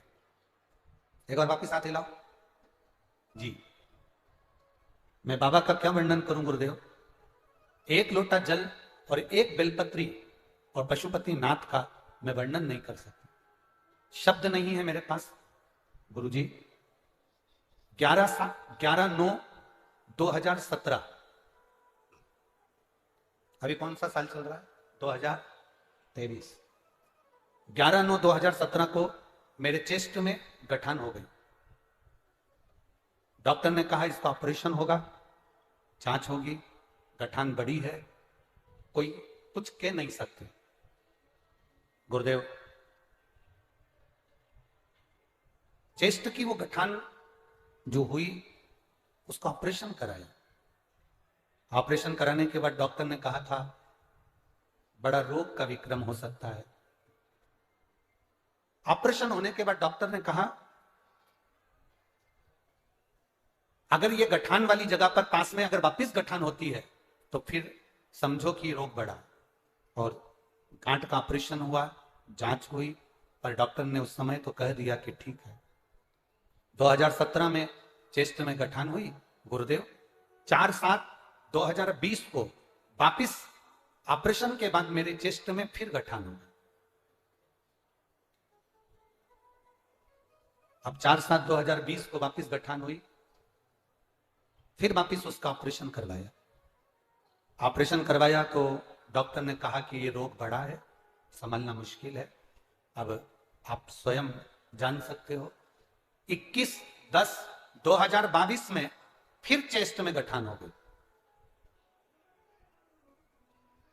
अब डॉक्टर कहते हैं गुरुजी ऑपरेशन कर भी देंगे तो फिर गठान हो जाएगी, अभी ऑपरेशन के लायक शरीर नहीं। हमने डॉक्टर साहब से कहा डॉक्टर साहब दवाई गोली दे दीजिए। उन्होंने दवाई गोली दे दी, ऑपरेशन की फिर तारीख निकाली। इतने में पड़ोसन ने कहा कि ये काम करो, थोड़े दिन शंकर के मंदिर तो जाओ और एक बेलपत्री जो शिव जी के मंदिर में चढ़ी हो उसको उठाकर लाओ और उसको खाना चालू करो। गुरुदेव मेरे शरीर से इतना बल नहीं कि मैं जा सकूं। 2-3 ऑपरेशन हो गए। परिवार के एक सदस्य से कहा कि तुम बेलपत्र लाकर दे दो। मेरे परिवार का एक सदस्य भाई बेलपत्र लाकर देता, मैं खाती। गुरुदेव दूसरी बार जांच कराने के लिए 20 दिन के बाद हम ऑपरेशन के लिए जाने लगे। डॉक्टर ने कहा आपके शरीर में जो गांठें थीं अब वो समाप्त हो गई है और तुम्हारा रोग भी ठीक हो गया।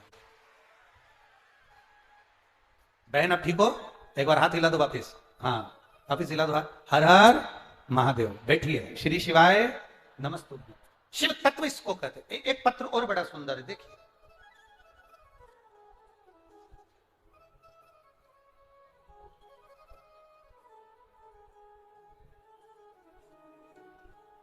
सुनीताबाई बघेल,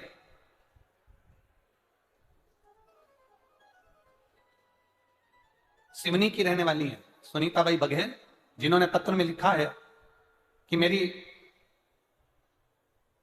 भांजी को कैंसर हो गया था और कैंसर होने के बाद उसके ऑपरेशन हुए। ऑपरेशन होने के बाद भी उसका शरीर ठीक नहीं हुआ, तो डॉक्टरों ने जवाब दिया। तब हमने केवल अपनी भांजी से एक ही बात कही, जितना समय मिले आप देवाधिदेव महादेव की आराधना करो। उस भांजी के लिए हम 3 जगह पर कथा सुनने के लिए गए। पंडाल में बैठे, एक ही काम करते थे गुरुजी, पंडाल पे से सब उठकर चले जाते थे, तो पंडाल में जो कचरा पड़ा रहता था उसको उठाकर ले जाकर एक कोने में डाल देते थे। मैंने बैतूल की कथा सुनी, भोपाल की कथा सुनी, इंदौर की कथा सुनी। आज मैं बाबा को नमन करने के लिए आई हूं। गुरुदेव, मेरी भांजी का कैंसर ठीक हो गया है, इसलिए मैं बाबा को यहां नमन करने के लिए। शिव तत्व इसी को कहते हैं। नाम है सुनीताबाई बघेल। मैं जिला सिवनी की रहने वाली हूं और यहाँ कथा के पंडाल। कहीं बैठी हैं क्या आप? ही हैं? हाथ हिला दो एक बार, हर हर महादेव। हाँ, एक बार वापिस हाथ हिला दो। श्री शिवाय नमस्तुभ्यम। बैठिए, बैठिए। शिव तत्व की प्राप्ति। उन्होंने पत्र में लिखा कि पंडाल में बैठकर कथा सुनना, पंडाल में बैठकर सेवा करना। आपको भी हम कथा में कहते रहे, अपने जल में से अगर एक बूंद जल भी अगर किसी को पिलाया है, किसी का मुख अगर एक जरा सा भोजन से भी झूठा कराया है, तो लिख कर रखना कि मैंने इतनी तारीख को शिव कथा के अंदर ये पुण्य करा था। वो तुम्हें 3 महीने में बाबा क्या देता है, उसके ऊपर क्या देगा, वो क्या प्रदान करेगा, ये उसके ऊपर। और पहले से नियम रहा है, ये सारे पत्र आपके पास में है, मोबाइल नंबर भी है, एड्रेस भी है। जिन जिन के मन में संशय हो, इनके मोहल्ले में, इनके गांव में, इनके क्षेत्र में आप जाओ और बड़े प्रेम से पूछो कि बाबा की करुणा, शंकर की कृपा क्या होती है।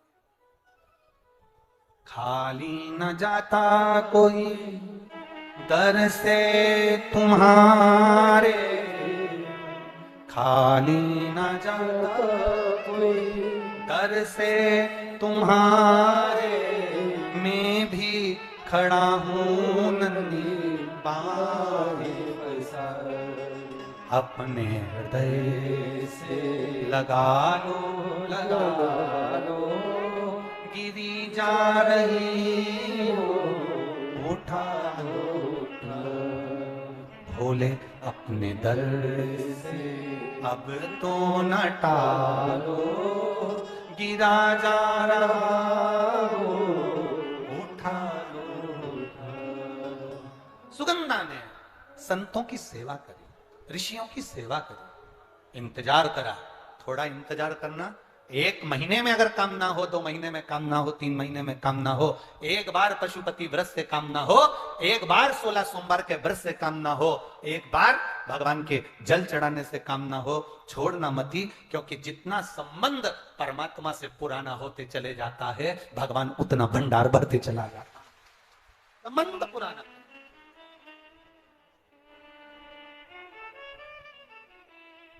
संबंध। सुगंधा ने हाथ जोड़े, ऋषियों के नेत्र खुले, इंतजार करती रही थी, इंतजार। शिव को जल चढ़ाने वाले एक बात याद रखना, थोड़ी प्रतीक्षा जरूर करना। परीक्षा वो करेगा, प्रतीक्षा तुम करिए। शिव को जल चढ़ाने वाला प्रतीक्षा करना, इंतजार करना। इतनी जल्दी डोलना मती कि मेरा काम नहीं हुआ तो मैं मंदिर नहीं जाऊंगी, मेरा काम नहीं हुआ तो मैं शंकर जी के मंदिर नहीं जाऊंगी। आप मंदिर के अंदर भी नहीं जा सकते, तो शिवालय के सामने से, मंदिर के सामने से निकल कर जाते जाते श्री शिवाय नमस्तुभ्यम कहते भी निकल गए तो भी बाबा सुन लेता। सरल है, सहज है। उसको आडंबर पसंद नहीं है, मेरे शंकर भगवान को छल पसंद नहीं है, दिखावा पसंद नहीं है।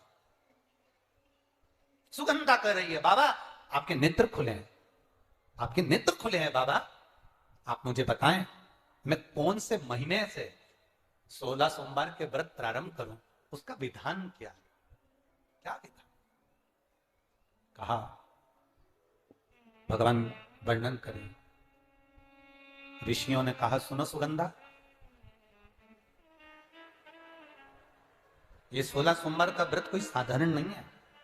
सुगंधा, संतान की प्राप्ति के लिए अगर 16 सोमवार का व्रत उठाया जाता है तो श्रावण के पहले सोमवार से उठाया जाता है। कब से उठाना चाहिए? श्रावण का पहला सोमवार। सुनो सुगंधा, यदि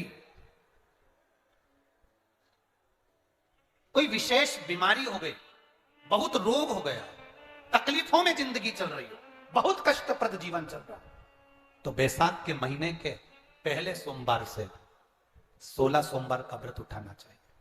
और सुनो सुगंधा, उत्तम वर, उत्तम घर, व्यापार, व्यवसाय, नौकरी, पद, प्रतिष्ठा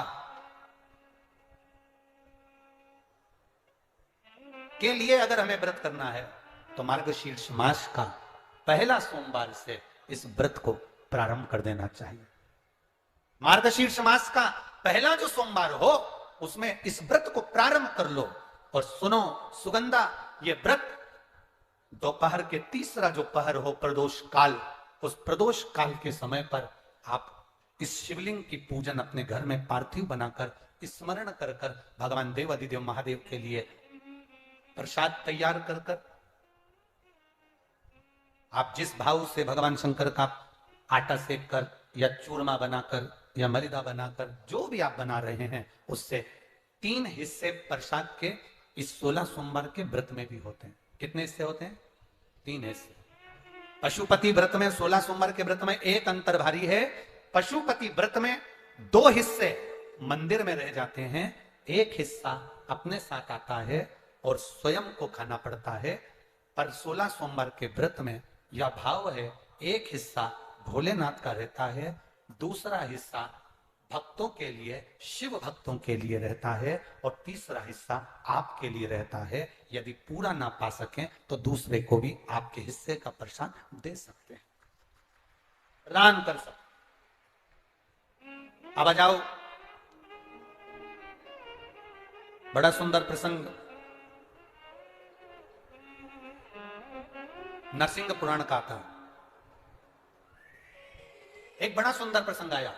16 सोमवार के प्रसाद को कई माताएं जब 16 सोमवार का उद्यापन करती हैं, 16 जोड़े आमंत्रित करती हैं और 16 जोड़ों को घर में बुलाकर जब भोजन कराती हैं, तो वो 16 जोड़े जो भोजन करने वाले होते हैं या 16 सोमवार के उद्यापन, हम तो आपसे यहां तक कहेंगे कि 16 सोमवार का उद्यापन अगर किसी के यहाँ मोहल्ले में, कॉलोनी में, घर में किसी के यहाँ हो रहा हो तो उसके यहाँ आप भोजन भंडारा खाने के लिए जाओ चाहे मत जाओ, पर 16 सोमवार का अगर प्रसाद का उद्यापन का अगर प्रसाद मिल जाए तो दोनों हथेलियां फैलाकर श्री शिवाय नमस्तुभ्यम कहकर, ओम नमः शिवाय बोलकर, नमः शिवाय बोलकर, अपनी कामना कर कर किसी के अगर उद्यापन हुआ हो, दोनों हथेलियां फैलाकर उससे थोड़ा सा प्रसाद मांगकर उसी के दरवाजे पर खाकर आ जाइए, आपकी जिंदगी को सुख का अनुभव हो जाएगा। तो कोई पूछे ये कथा कहां से ली, तो आप बता देना नरसिंह पुराण में यह वर्णन आता। कौन से पुराण में है? नरसिंह पुराण में वर्णन आया कि एक बहुरोमा नाम का एक दैत्य था, एक असुर बहुरोमा।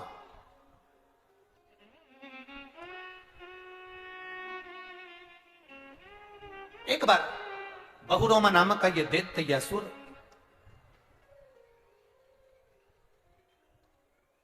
मार्ग से निकल कर जा रहा था और किसी एक ऋषिवर ने, एक गुरु ने, एक संत ने उस बहुरोमा दैत्य को देखा। नरसिंह पुराण का चरित्र। कोई आपसे पूछे कि 16 सोमवार के व्रत का प्रसाद का महत्व क्या है, क्या महत्व? बहुत ध्यान देना, यहां पे माताएं पशुपति व्रत करती हैं। पशुपति व्रत अगर आप लोग करते हैं तो उसके 2 हिस्से मंदिर में छूटते हैं प्रसाद के। बोलो नहीं? जी हाँ, सही है। मंदिर में आप जो प्रसाद के 2 हिस्से छोड़कर आती हो,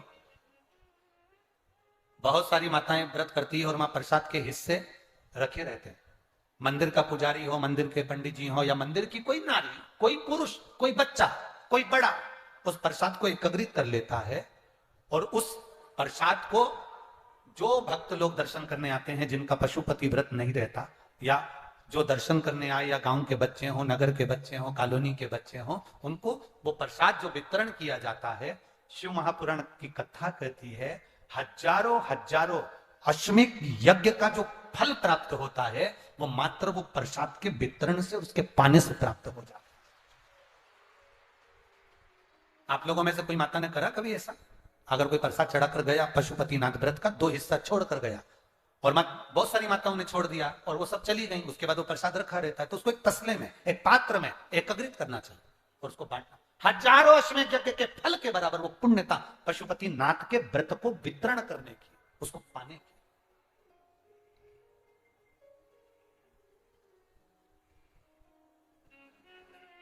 तीन चीजें बड़ी महत्व की हैं शिव मंदिर में।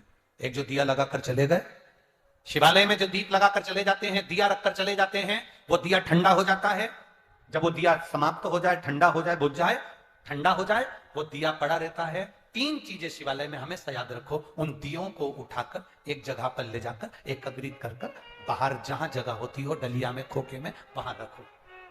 वो रखे हुए दीप जो ठंडे हो गए हैं, उनको उठाकर एक जगह पर ले जाकर रख देने से जीवन में कभी विपदा की अगर घड़ी आती है, विपदा की घड़ी से मतलब होता है कोई बड़ा रोग आ गया, कोई एक्सीडेंट हो गया, उस एक्सीडेंट के समय पर एम्बुलेंस भी नहीं आई, कोई नहीं आया, आपने भगवान शंकर के सामने से रखे हुए दिए जो ठंडे हो चुके, जले हुए नहीं, जो ठंडे हो गए, जिनमें ना दीप में कुछ भी नहीं बचा, वो ठंडे हो गए, उनको उठाकर आपने अगर एक और ले जाकर भी रखा है, अगर कोई आपकी विपदा की घड़ी में खड़ा नहीं होता, तो वो दीप जिनको आपने उठाकर एक और ले जाकर रखा है देवाधिदेव महादेव के मंदिर में, महादेव आपको उठाकर ले जाकर कहीं श्रेष्ठ जगह पर जरूर रखते हैं, निश्चित रखे। बोल बम का नारा है, उस दीप को रखे। तीन चीजें बड़ी महत्व की, प्रसाद, शंकर के मंदिर का पशुपति व्रत का प्रसाद, एक शिव मंदिर में रखी हुई जल से भरी हुई बाल्टी, हंडा। अब हमें यहां छिंदवाड़ा का तो नहीं मालूम, ये शिव पुराण तो कहती है अपने घर से जल लेकर जाना चाहिए, आप लोग ले जाते हो ना, पर मंदिर के अंदर भी बाल्टी भरकर रखा रहता है पानी। यहां रखते हैं क्या कि कोई भक्त आए और उसको चढ़ाना हो तो वहां से भरकर, वो बाल्टी, वो हंडा अगर तुम्हें दिख रहा है कि खाली है और बावड़ी, कुआं, नल दूर है या बाहर है, तो प्रयास करना कि वो बाल्टी, वो हंडा, वो घगरा आप उसको भरकर मंदिर में जरूर रखकर आना। जितने लोग जल चढ़ाएंगे वो जल आपकी ओर से चढ़ा हुआ होगा, उसका फल अपने घर। तीन चीजों का स्मरण रहे। कल हमने कथा में कहा था, गुरु नानक देव जी की कथा वर्णन करी थी, तो गुरु नानक देव जी की कथा में अपने बाले की कथा श्रवण करी थी। उस बाले से कहा कहीं लंगर हो रहा हो, कोई लंगर चख रहा हो, कोई भंडारा हो रहा हो, कोई भोजन कर, उसका एक क्रम समझाया। कल की कथा में, आज की कथा में अपन ये श्रवण कर, तो नरसिंह पुराण कह रही है, बहुरोमा नाम का दैत्य, एक ऋषिवर ने पूछ लिया, तुम तो दैत्य हो, तुम तो असुर हो, पर समझ में नहीं आया कि तुम दैत्य असुर होकर ये शंकर जी के मंदिर के बाहर क्यों बैठे रहते। एक ऋषिवर ने, गुरुवर ने पूछ लिया, एक संत ने पूछ लिया।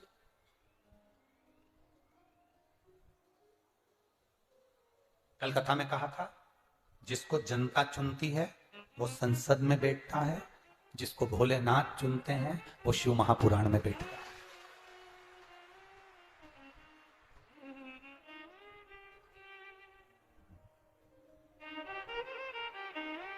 तो वो कहे ना, जो नाम उनका लेवे भोले जी दर्शन देवे, भोलेनाथ ब्यूटीफुल, जो नाम उनका लेवे भोले जी दर्शन देवे, भोलेनाथ ब्यूटीफुल। शिव अकेले ब्यूटीफुल नहीं, जो नाम उनका लेवे भोले जी दर्शन देवे, भोलेनाथ ब्यूटीफुल। जो नाम ले रहा है, जो गुणगान कर रहा है,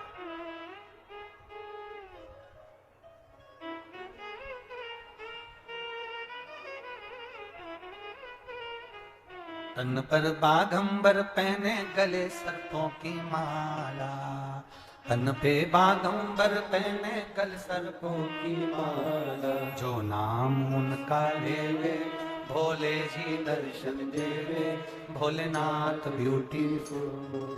जो नाम उनका लेवे भोले जी दर्शन देवे, भोलेनाथ ब्यूटीफुल। केवल शिव ब्यूटीफुल नहीं अकेले, जो उनका नाम ले रहा है, जो उनका गुणगान कर रहा है, जो शिव पुराण की कथा को रसतत्व के साथ श्रवण कर रहा है, अरे कितनी बड़ी बात नरसिंह पुराण में लिखी, बहुरोमा के चरित्र में वर्णन किया गया। अगर सुनो बहुरोमा, ऋषिवर कह रहे हैं, सुनो बहुरोमा, सुन बहुरोमा, अगर संसार का मनुष्य, संसार में रहने वाला जीव जिंदगी में अगर 16 सोमवार का व्रत भी नहीं कर पाया और अगर 16 सोमवार की मात्र शिव तत्व कथा को श्रवण कर लेता है तो 16 सोमवार के उद्यापन और व्रत का फल मिल जाए। आस्था चैनल पर जितने लोग कथा सुन रहे हैं, फेसबुक यूट्यूब पर जितने लोग कथा सुन रहे हैं, इस सुंदर छिंदवाड़ा की पवित्र भूमि पर जितने लोग कथा सुन रहे हैं और जो छिंदवाड़ा वासी रह गए, उनसे निवेदन है अगर मौका मिले तो जीवन में दूसरी बार बार शिव पुराण अपने छिंदवाड़ा में नहीं आएगी। बड़ी मुश्किल से कहीं आदरणीय माननीय कमलनाथ जी की इस चित्त वृत्ति में यह कथा बैठी और उन्होंने इंदौर में आकर निमंत्रण दिया। इंदौर में जब संजय शुक्ला जी की यहाँ पर कथा चल रही थी, उस समय पर जो निमंत्रण दिया, उस समय की कथा का क्रम आज यहाँ पर विराजमान हुआ है। कहीं भाग्य लेकर आए होंगे तो ये कथा,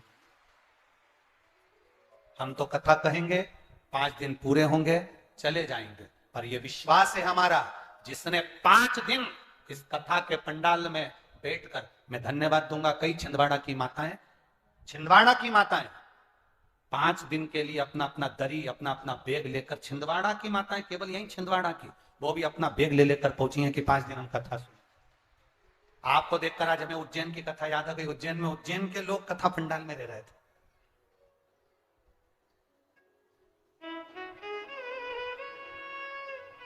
क्या देता है वो उसी के हाथ। छोड़ना नहीं कथा। यहाँ पर बहुरोमा नरसिंह पुराण कर रही है, बहुरोमा का चरित्र स्पष्ट वर्णन कर रहा है कि अगर 16 सोमवार का व्रत भी नहीं कर सकते तो ये 5 दिवसीय जो 16 सोमवार शिव महापुराण की कथा 16 सोमवार के व्रत के महत्व की चल रही है, उसको ही सुन लेना तो तुम्हें पूरे 16 सोमवार व्रत का फल प्राप्त हो जाए। पूरे 16 सोमवार तो कब बदल देता है पता नहीं पड़ता। आपको कथा में कहा था, देवता पल्ला झाड़ कर देते हैं और महादेव छप्पर फाड़ के देते हैं। कब बदल देता? आप 2 दिन से देख रहे हो, कल और आज। तुम्हें इतना अंदाजा नहीं होगा कि रात्रि को 2 बजे रात से लगातार पानी गिर रहा है। जो सावन के महीने में गिरना था वो भादो में गिर रहा है। ये भगवान भोलेनाथ है, सावन को कब भादो कर दे और भादो को कब सावन कर दे ये उसी के हाथ है। इसका कोई ठिकाना, कोई भरोसा। आप करो उसकी भक्ति, आप करो उसका स्मरण। हम आपसे कहेंगे कभी मौका मिल जाए, आप दिन में कथा नहीं सुन सकते तो रात्रि में 16 सोमवार व्रत कथा को अपने मोबाइल पर श्रवण करो, पर सुनो। बहुरोमा तू तो दैत्य है, तू तो असुर है, और असुर होकर दैत्य होकर तू शंकर के मंदिर के बाहर बैठा है। बहुरोमा ने कहा मेरे पूर्व के संस्कार होंगे। बहुरोमा कहता है मैं चंद्रवंश के राजाओं में एक राजा था, मेरा नाम जयध्वज था। 16 सोमवार व्रत का बड़ा भाव। मैं चंद्रवंश के राजाओं का राजा था, मेरा नाम चंद्रवंशी राजाओं में था, मेरा नाम जयध्वज था।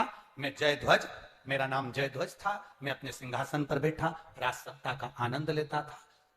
एक बार मेरी चित्त वृत्ति में आया तो मैंने देवताओं के पास में जाकर निवेदन करा, गुरुजनों से पूछा, मुझे चंद्रवंश का राजा जयध्वज बनाया गया, ये जयध्वज मुझे राजगद्दी किस पुण्य से प्राप्त हुई है? मैंने कौन सा पुण्य करा था जो मुझे ये राजगद्दी मिली है? मेरा पुण्य कौन सा है जो ये राजगद्दी मुझे मिली? पुण्य कौन सा? तो ऋषियों ने, गुरुओं ने कहा था, जयध्वज पूर्व जन्म में तुमने शिव मंदिर में सेवा करी, उसका फल ये मिला कि तुम्हें ये राज सिंहासन प्राप्त हुआ। राज सिंहासन। इंजीनियर की पढ़ाई, एक कॉलेज के अंदर 500, 200, 1000 बच्चे पढ़ते हैं, एक ही क्लास के, एक जैसे इंजीनियर बनते हैं, एक जैसे कंपटीशन एग्जाम में बैठते हैं। पर ईमानदारी से बोलो, क्या उनकी नौकरी एक जैसी मिल जाती है? सबकी तनख्वाह एक जैसी रहती है? कोई कोई इंजीनियर ऐसा होता है कि उसकी तनख्वाह प्रबल होती है, बड़ी कंपनी मिल जाती है और उन्नति बढ़ता चले जाता है, और कोई कोई एक कंपनी में लगा तो पूरी जिंदगी वहीं निकाल देता है, एक ही कंपनी में उसका जीवन चले जा रहा और दूसरे ने तरक्की कर ली। जब हम उसको देखते हैं तो सोचते हैं बताओ, हम साथ पढ़े हैं, साथ रहे हैं, इसने इतनी तरक्की कर ली, हम वहीं की वहीं हैं। कारण क्या है? एक तो उसकी लगन, दूसरी उसकी मेहनत, और तीसरा उसके पूर्व जन्म में जो उसने शंकर के मंदिर में कोई सेवा करी होगी, उसका पुण्य उसको राज सिंहासन तक लेकर चला गया, उसके राज सिंहासन तक लेकर गया। शंकर का करा गया भजन, शंकर का करा गया गुणगान, शंकर का करा गया स्मरण, शंकर जी पे चढ़ाया गया एक लोटा जल तुम चढ़ाकर भूल भी गए। महादेव नहीं भूलता, वो याद रखता है। याद रखता है तो ऐसे दुख की घड़ी में वो महादेव तुम्हारे सम्मुख में आकर दे भी देता है। ऐसे दुख की घड़ी में सामने आकर कर। एक पत्र में लिखा कि उसके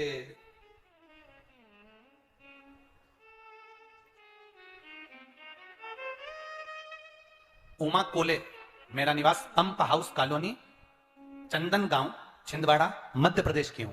कहीं पर बैठी हैं? कहीं बैठी हो तो हाथ हिला सकती हैं। उमा कोले, मेरा निवास पंप हाउस कॉलोनी, चंदन गांव, छिंदवाड़ा, मध्य प्रदेश की हूं। मेरा मोबाइल नंबर यह है। मेरा बेटा विकलांग है, मानसिक कमजोर है, सुनाई नहीं देता, चल नहीं पाता, जन्म से वो पलंग पर पड़ा रहता, जन्म से उसको सुनाई नहीं देता, कानों में कुछ असर नहीं होता, पैरों से चल नहीं सकता। गुरुदेव, फिर भी मेरी पड़ोसन ने मुझसे कहा एक बार पशुपति व्रत तो कर, तेरे बेटे का हाथ लगवाकर शंकर को जल तो चढ़ा। मैंने उससे कहा कि उसको ना तो सुनाई देता है, ना वो चल पाता है, बचपन से पलंग पर पड़ा है, इतने साल निकल गए, क्या चलेगा, क्या सुनेगा? मेरी पड़ोसन ने कहा वो सीहोर वाला महाराज एक लोटा जल सारी समस्या का हल बताता है, एक लोटा जल चढ़ाने में क्या जाता है, चढ़ा तो सही। गुरुदेव, मैं उमा कोले, मेरी जिंदगी में ऐसा मैंने कभी नहीं देखा। बेटे के हाथ से पानी लेती थी, शिव जी को चढ़ाती थी। एक दिन बेटा पानी के लोटे को नहीं छोड़ा, मैं उसको ही लेकर मंदिर धीरे धीरे घसीटती हुई चली गई। बाबा का मैं क्या वर्णन करूं, आज मेरा बेटा अपने पांव से चल रहा है, आज मेरा बेटा अपने पांव से चल रहा है। बाबा पर चढ़ा हुआ जल उसके कानों पर लगाती थी, आज मेरा बेटा सुन रहा है। इसलिए मैं बाबा को यहां नमन करने, ये शिव तत्व है, यो घड़ी है। अकाल मृत्यु वो मरे जो काम करे चंडाल का, और काल उसका क्या बिगाड़े जो भक्त हो मां। मैं उमा कोले, मेरा निवास पंप हाउस कॉलोनी, चंदन गांव, छिंदवाड़ा की रहने वाली। ये शिव तत्व की प्राप्ति, ये ओघड़ी की प्राप्ति है। वो क्या देगा आपको, सीहोर वाला महाराज भी नहीं बता सकता कि वो क्या देगा।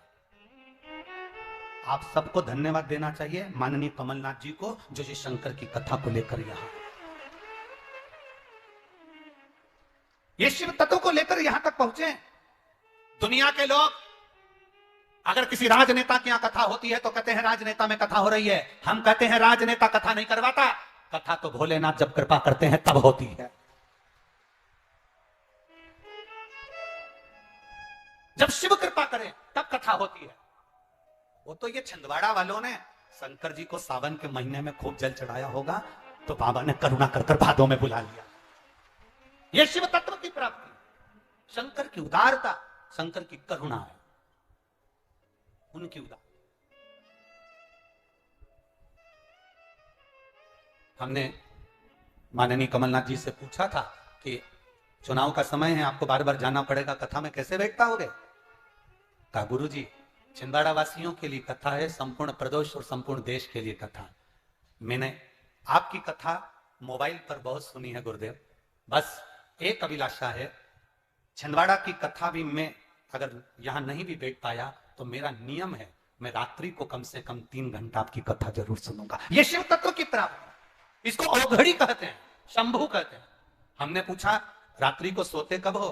गुरुदेव, कार्य बहुत रहता है राजनीति के अंतर्गत, तो जगना भी बहुत लेट तक होता है। फिर तो सुबह लेट उठते होगे? नहीं गुरुदेव, उठना भी जल्दी पड़ता।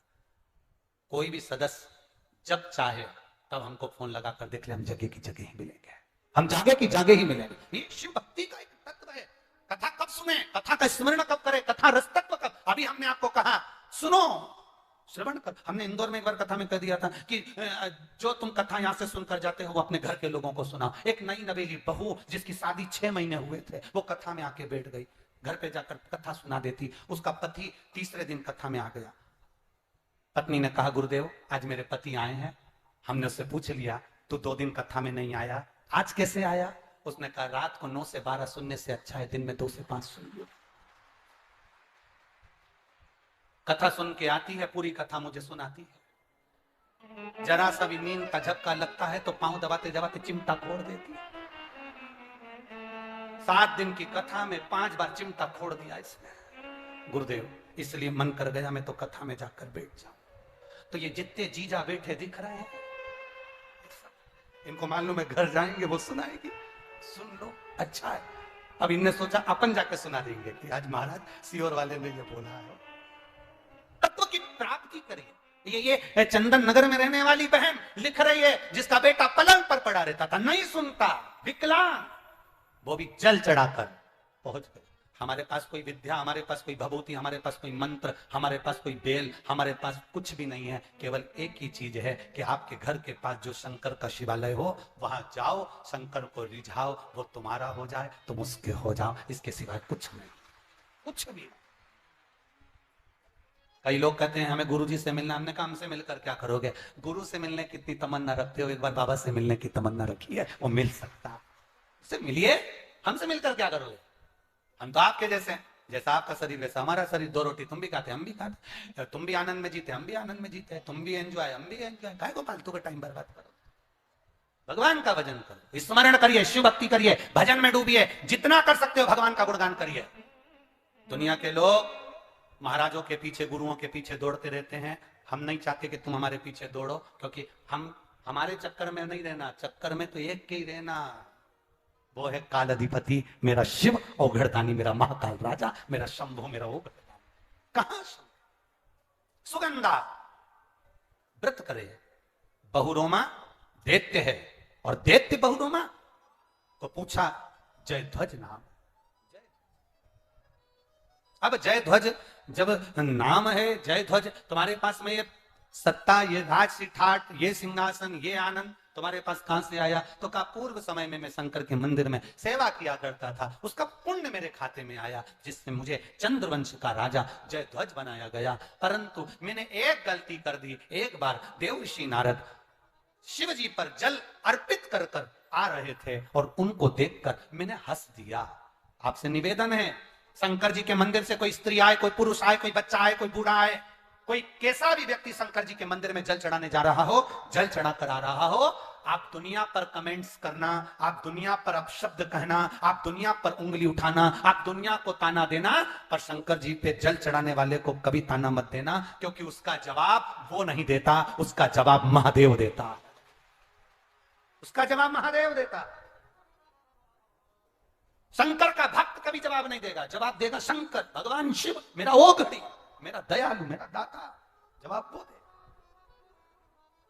मैंने गलती कर दी, जयध्वज कहते हैं मैंने गलती कर दी। गलती क्या करी? देवर्षि नारद शिव जी के मंदिर से आ रहे थे, जल चढ़ाकर मैं उनको देखकर हंस दिया। हंसा में कई लोगों की आदत रहती है, जल चढ़ाने वालों को देखकर हंस देते हैं। बताओ काशी और वाले महाराज के चक्कर में पड़ी है, ढोंगी हो गए, ढोंग हो गया, प्रपंच हो गया, ये हो गया। ना ना ना, आग लगे बस्ती में अपन रहो मस्ती में, क्या किसको रोइए, चादर तान के सोइए, अपने को टेंशन नहीं लेना। कोई कुछ बोल रहा है उसको बोलने दो, जो बोल रहा है उसे बोलने दो, कोई कुछ भी कहे, कितना भी ताना दे, देन दो। अभी कथा के शुरू में कहा था तुम्हारी प्रशंसा करने वाले कम हो जाएं चलेगा, पर तुम्हारी निंदा और बुराई करने वाले कम नहीं होना चाहिए, होने दो। तुम्हारी तरक्की उसी से, तुम्हारी उन्नति उसी से।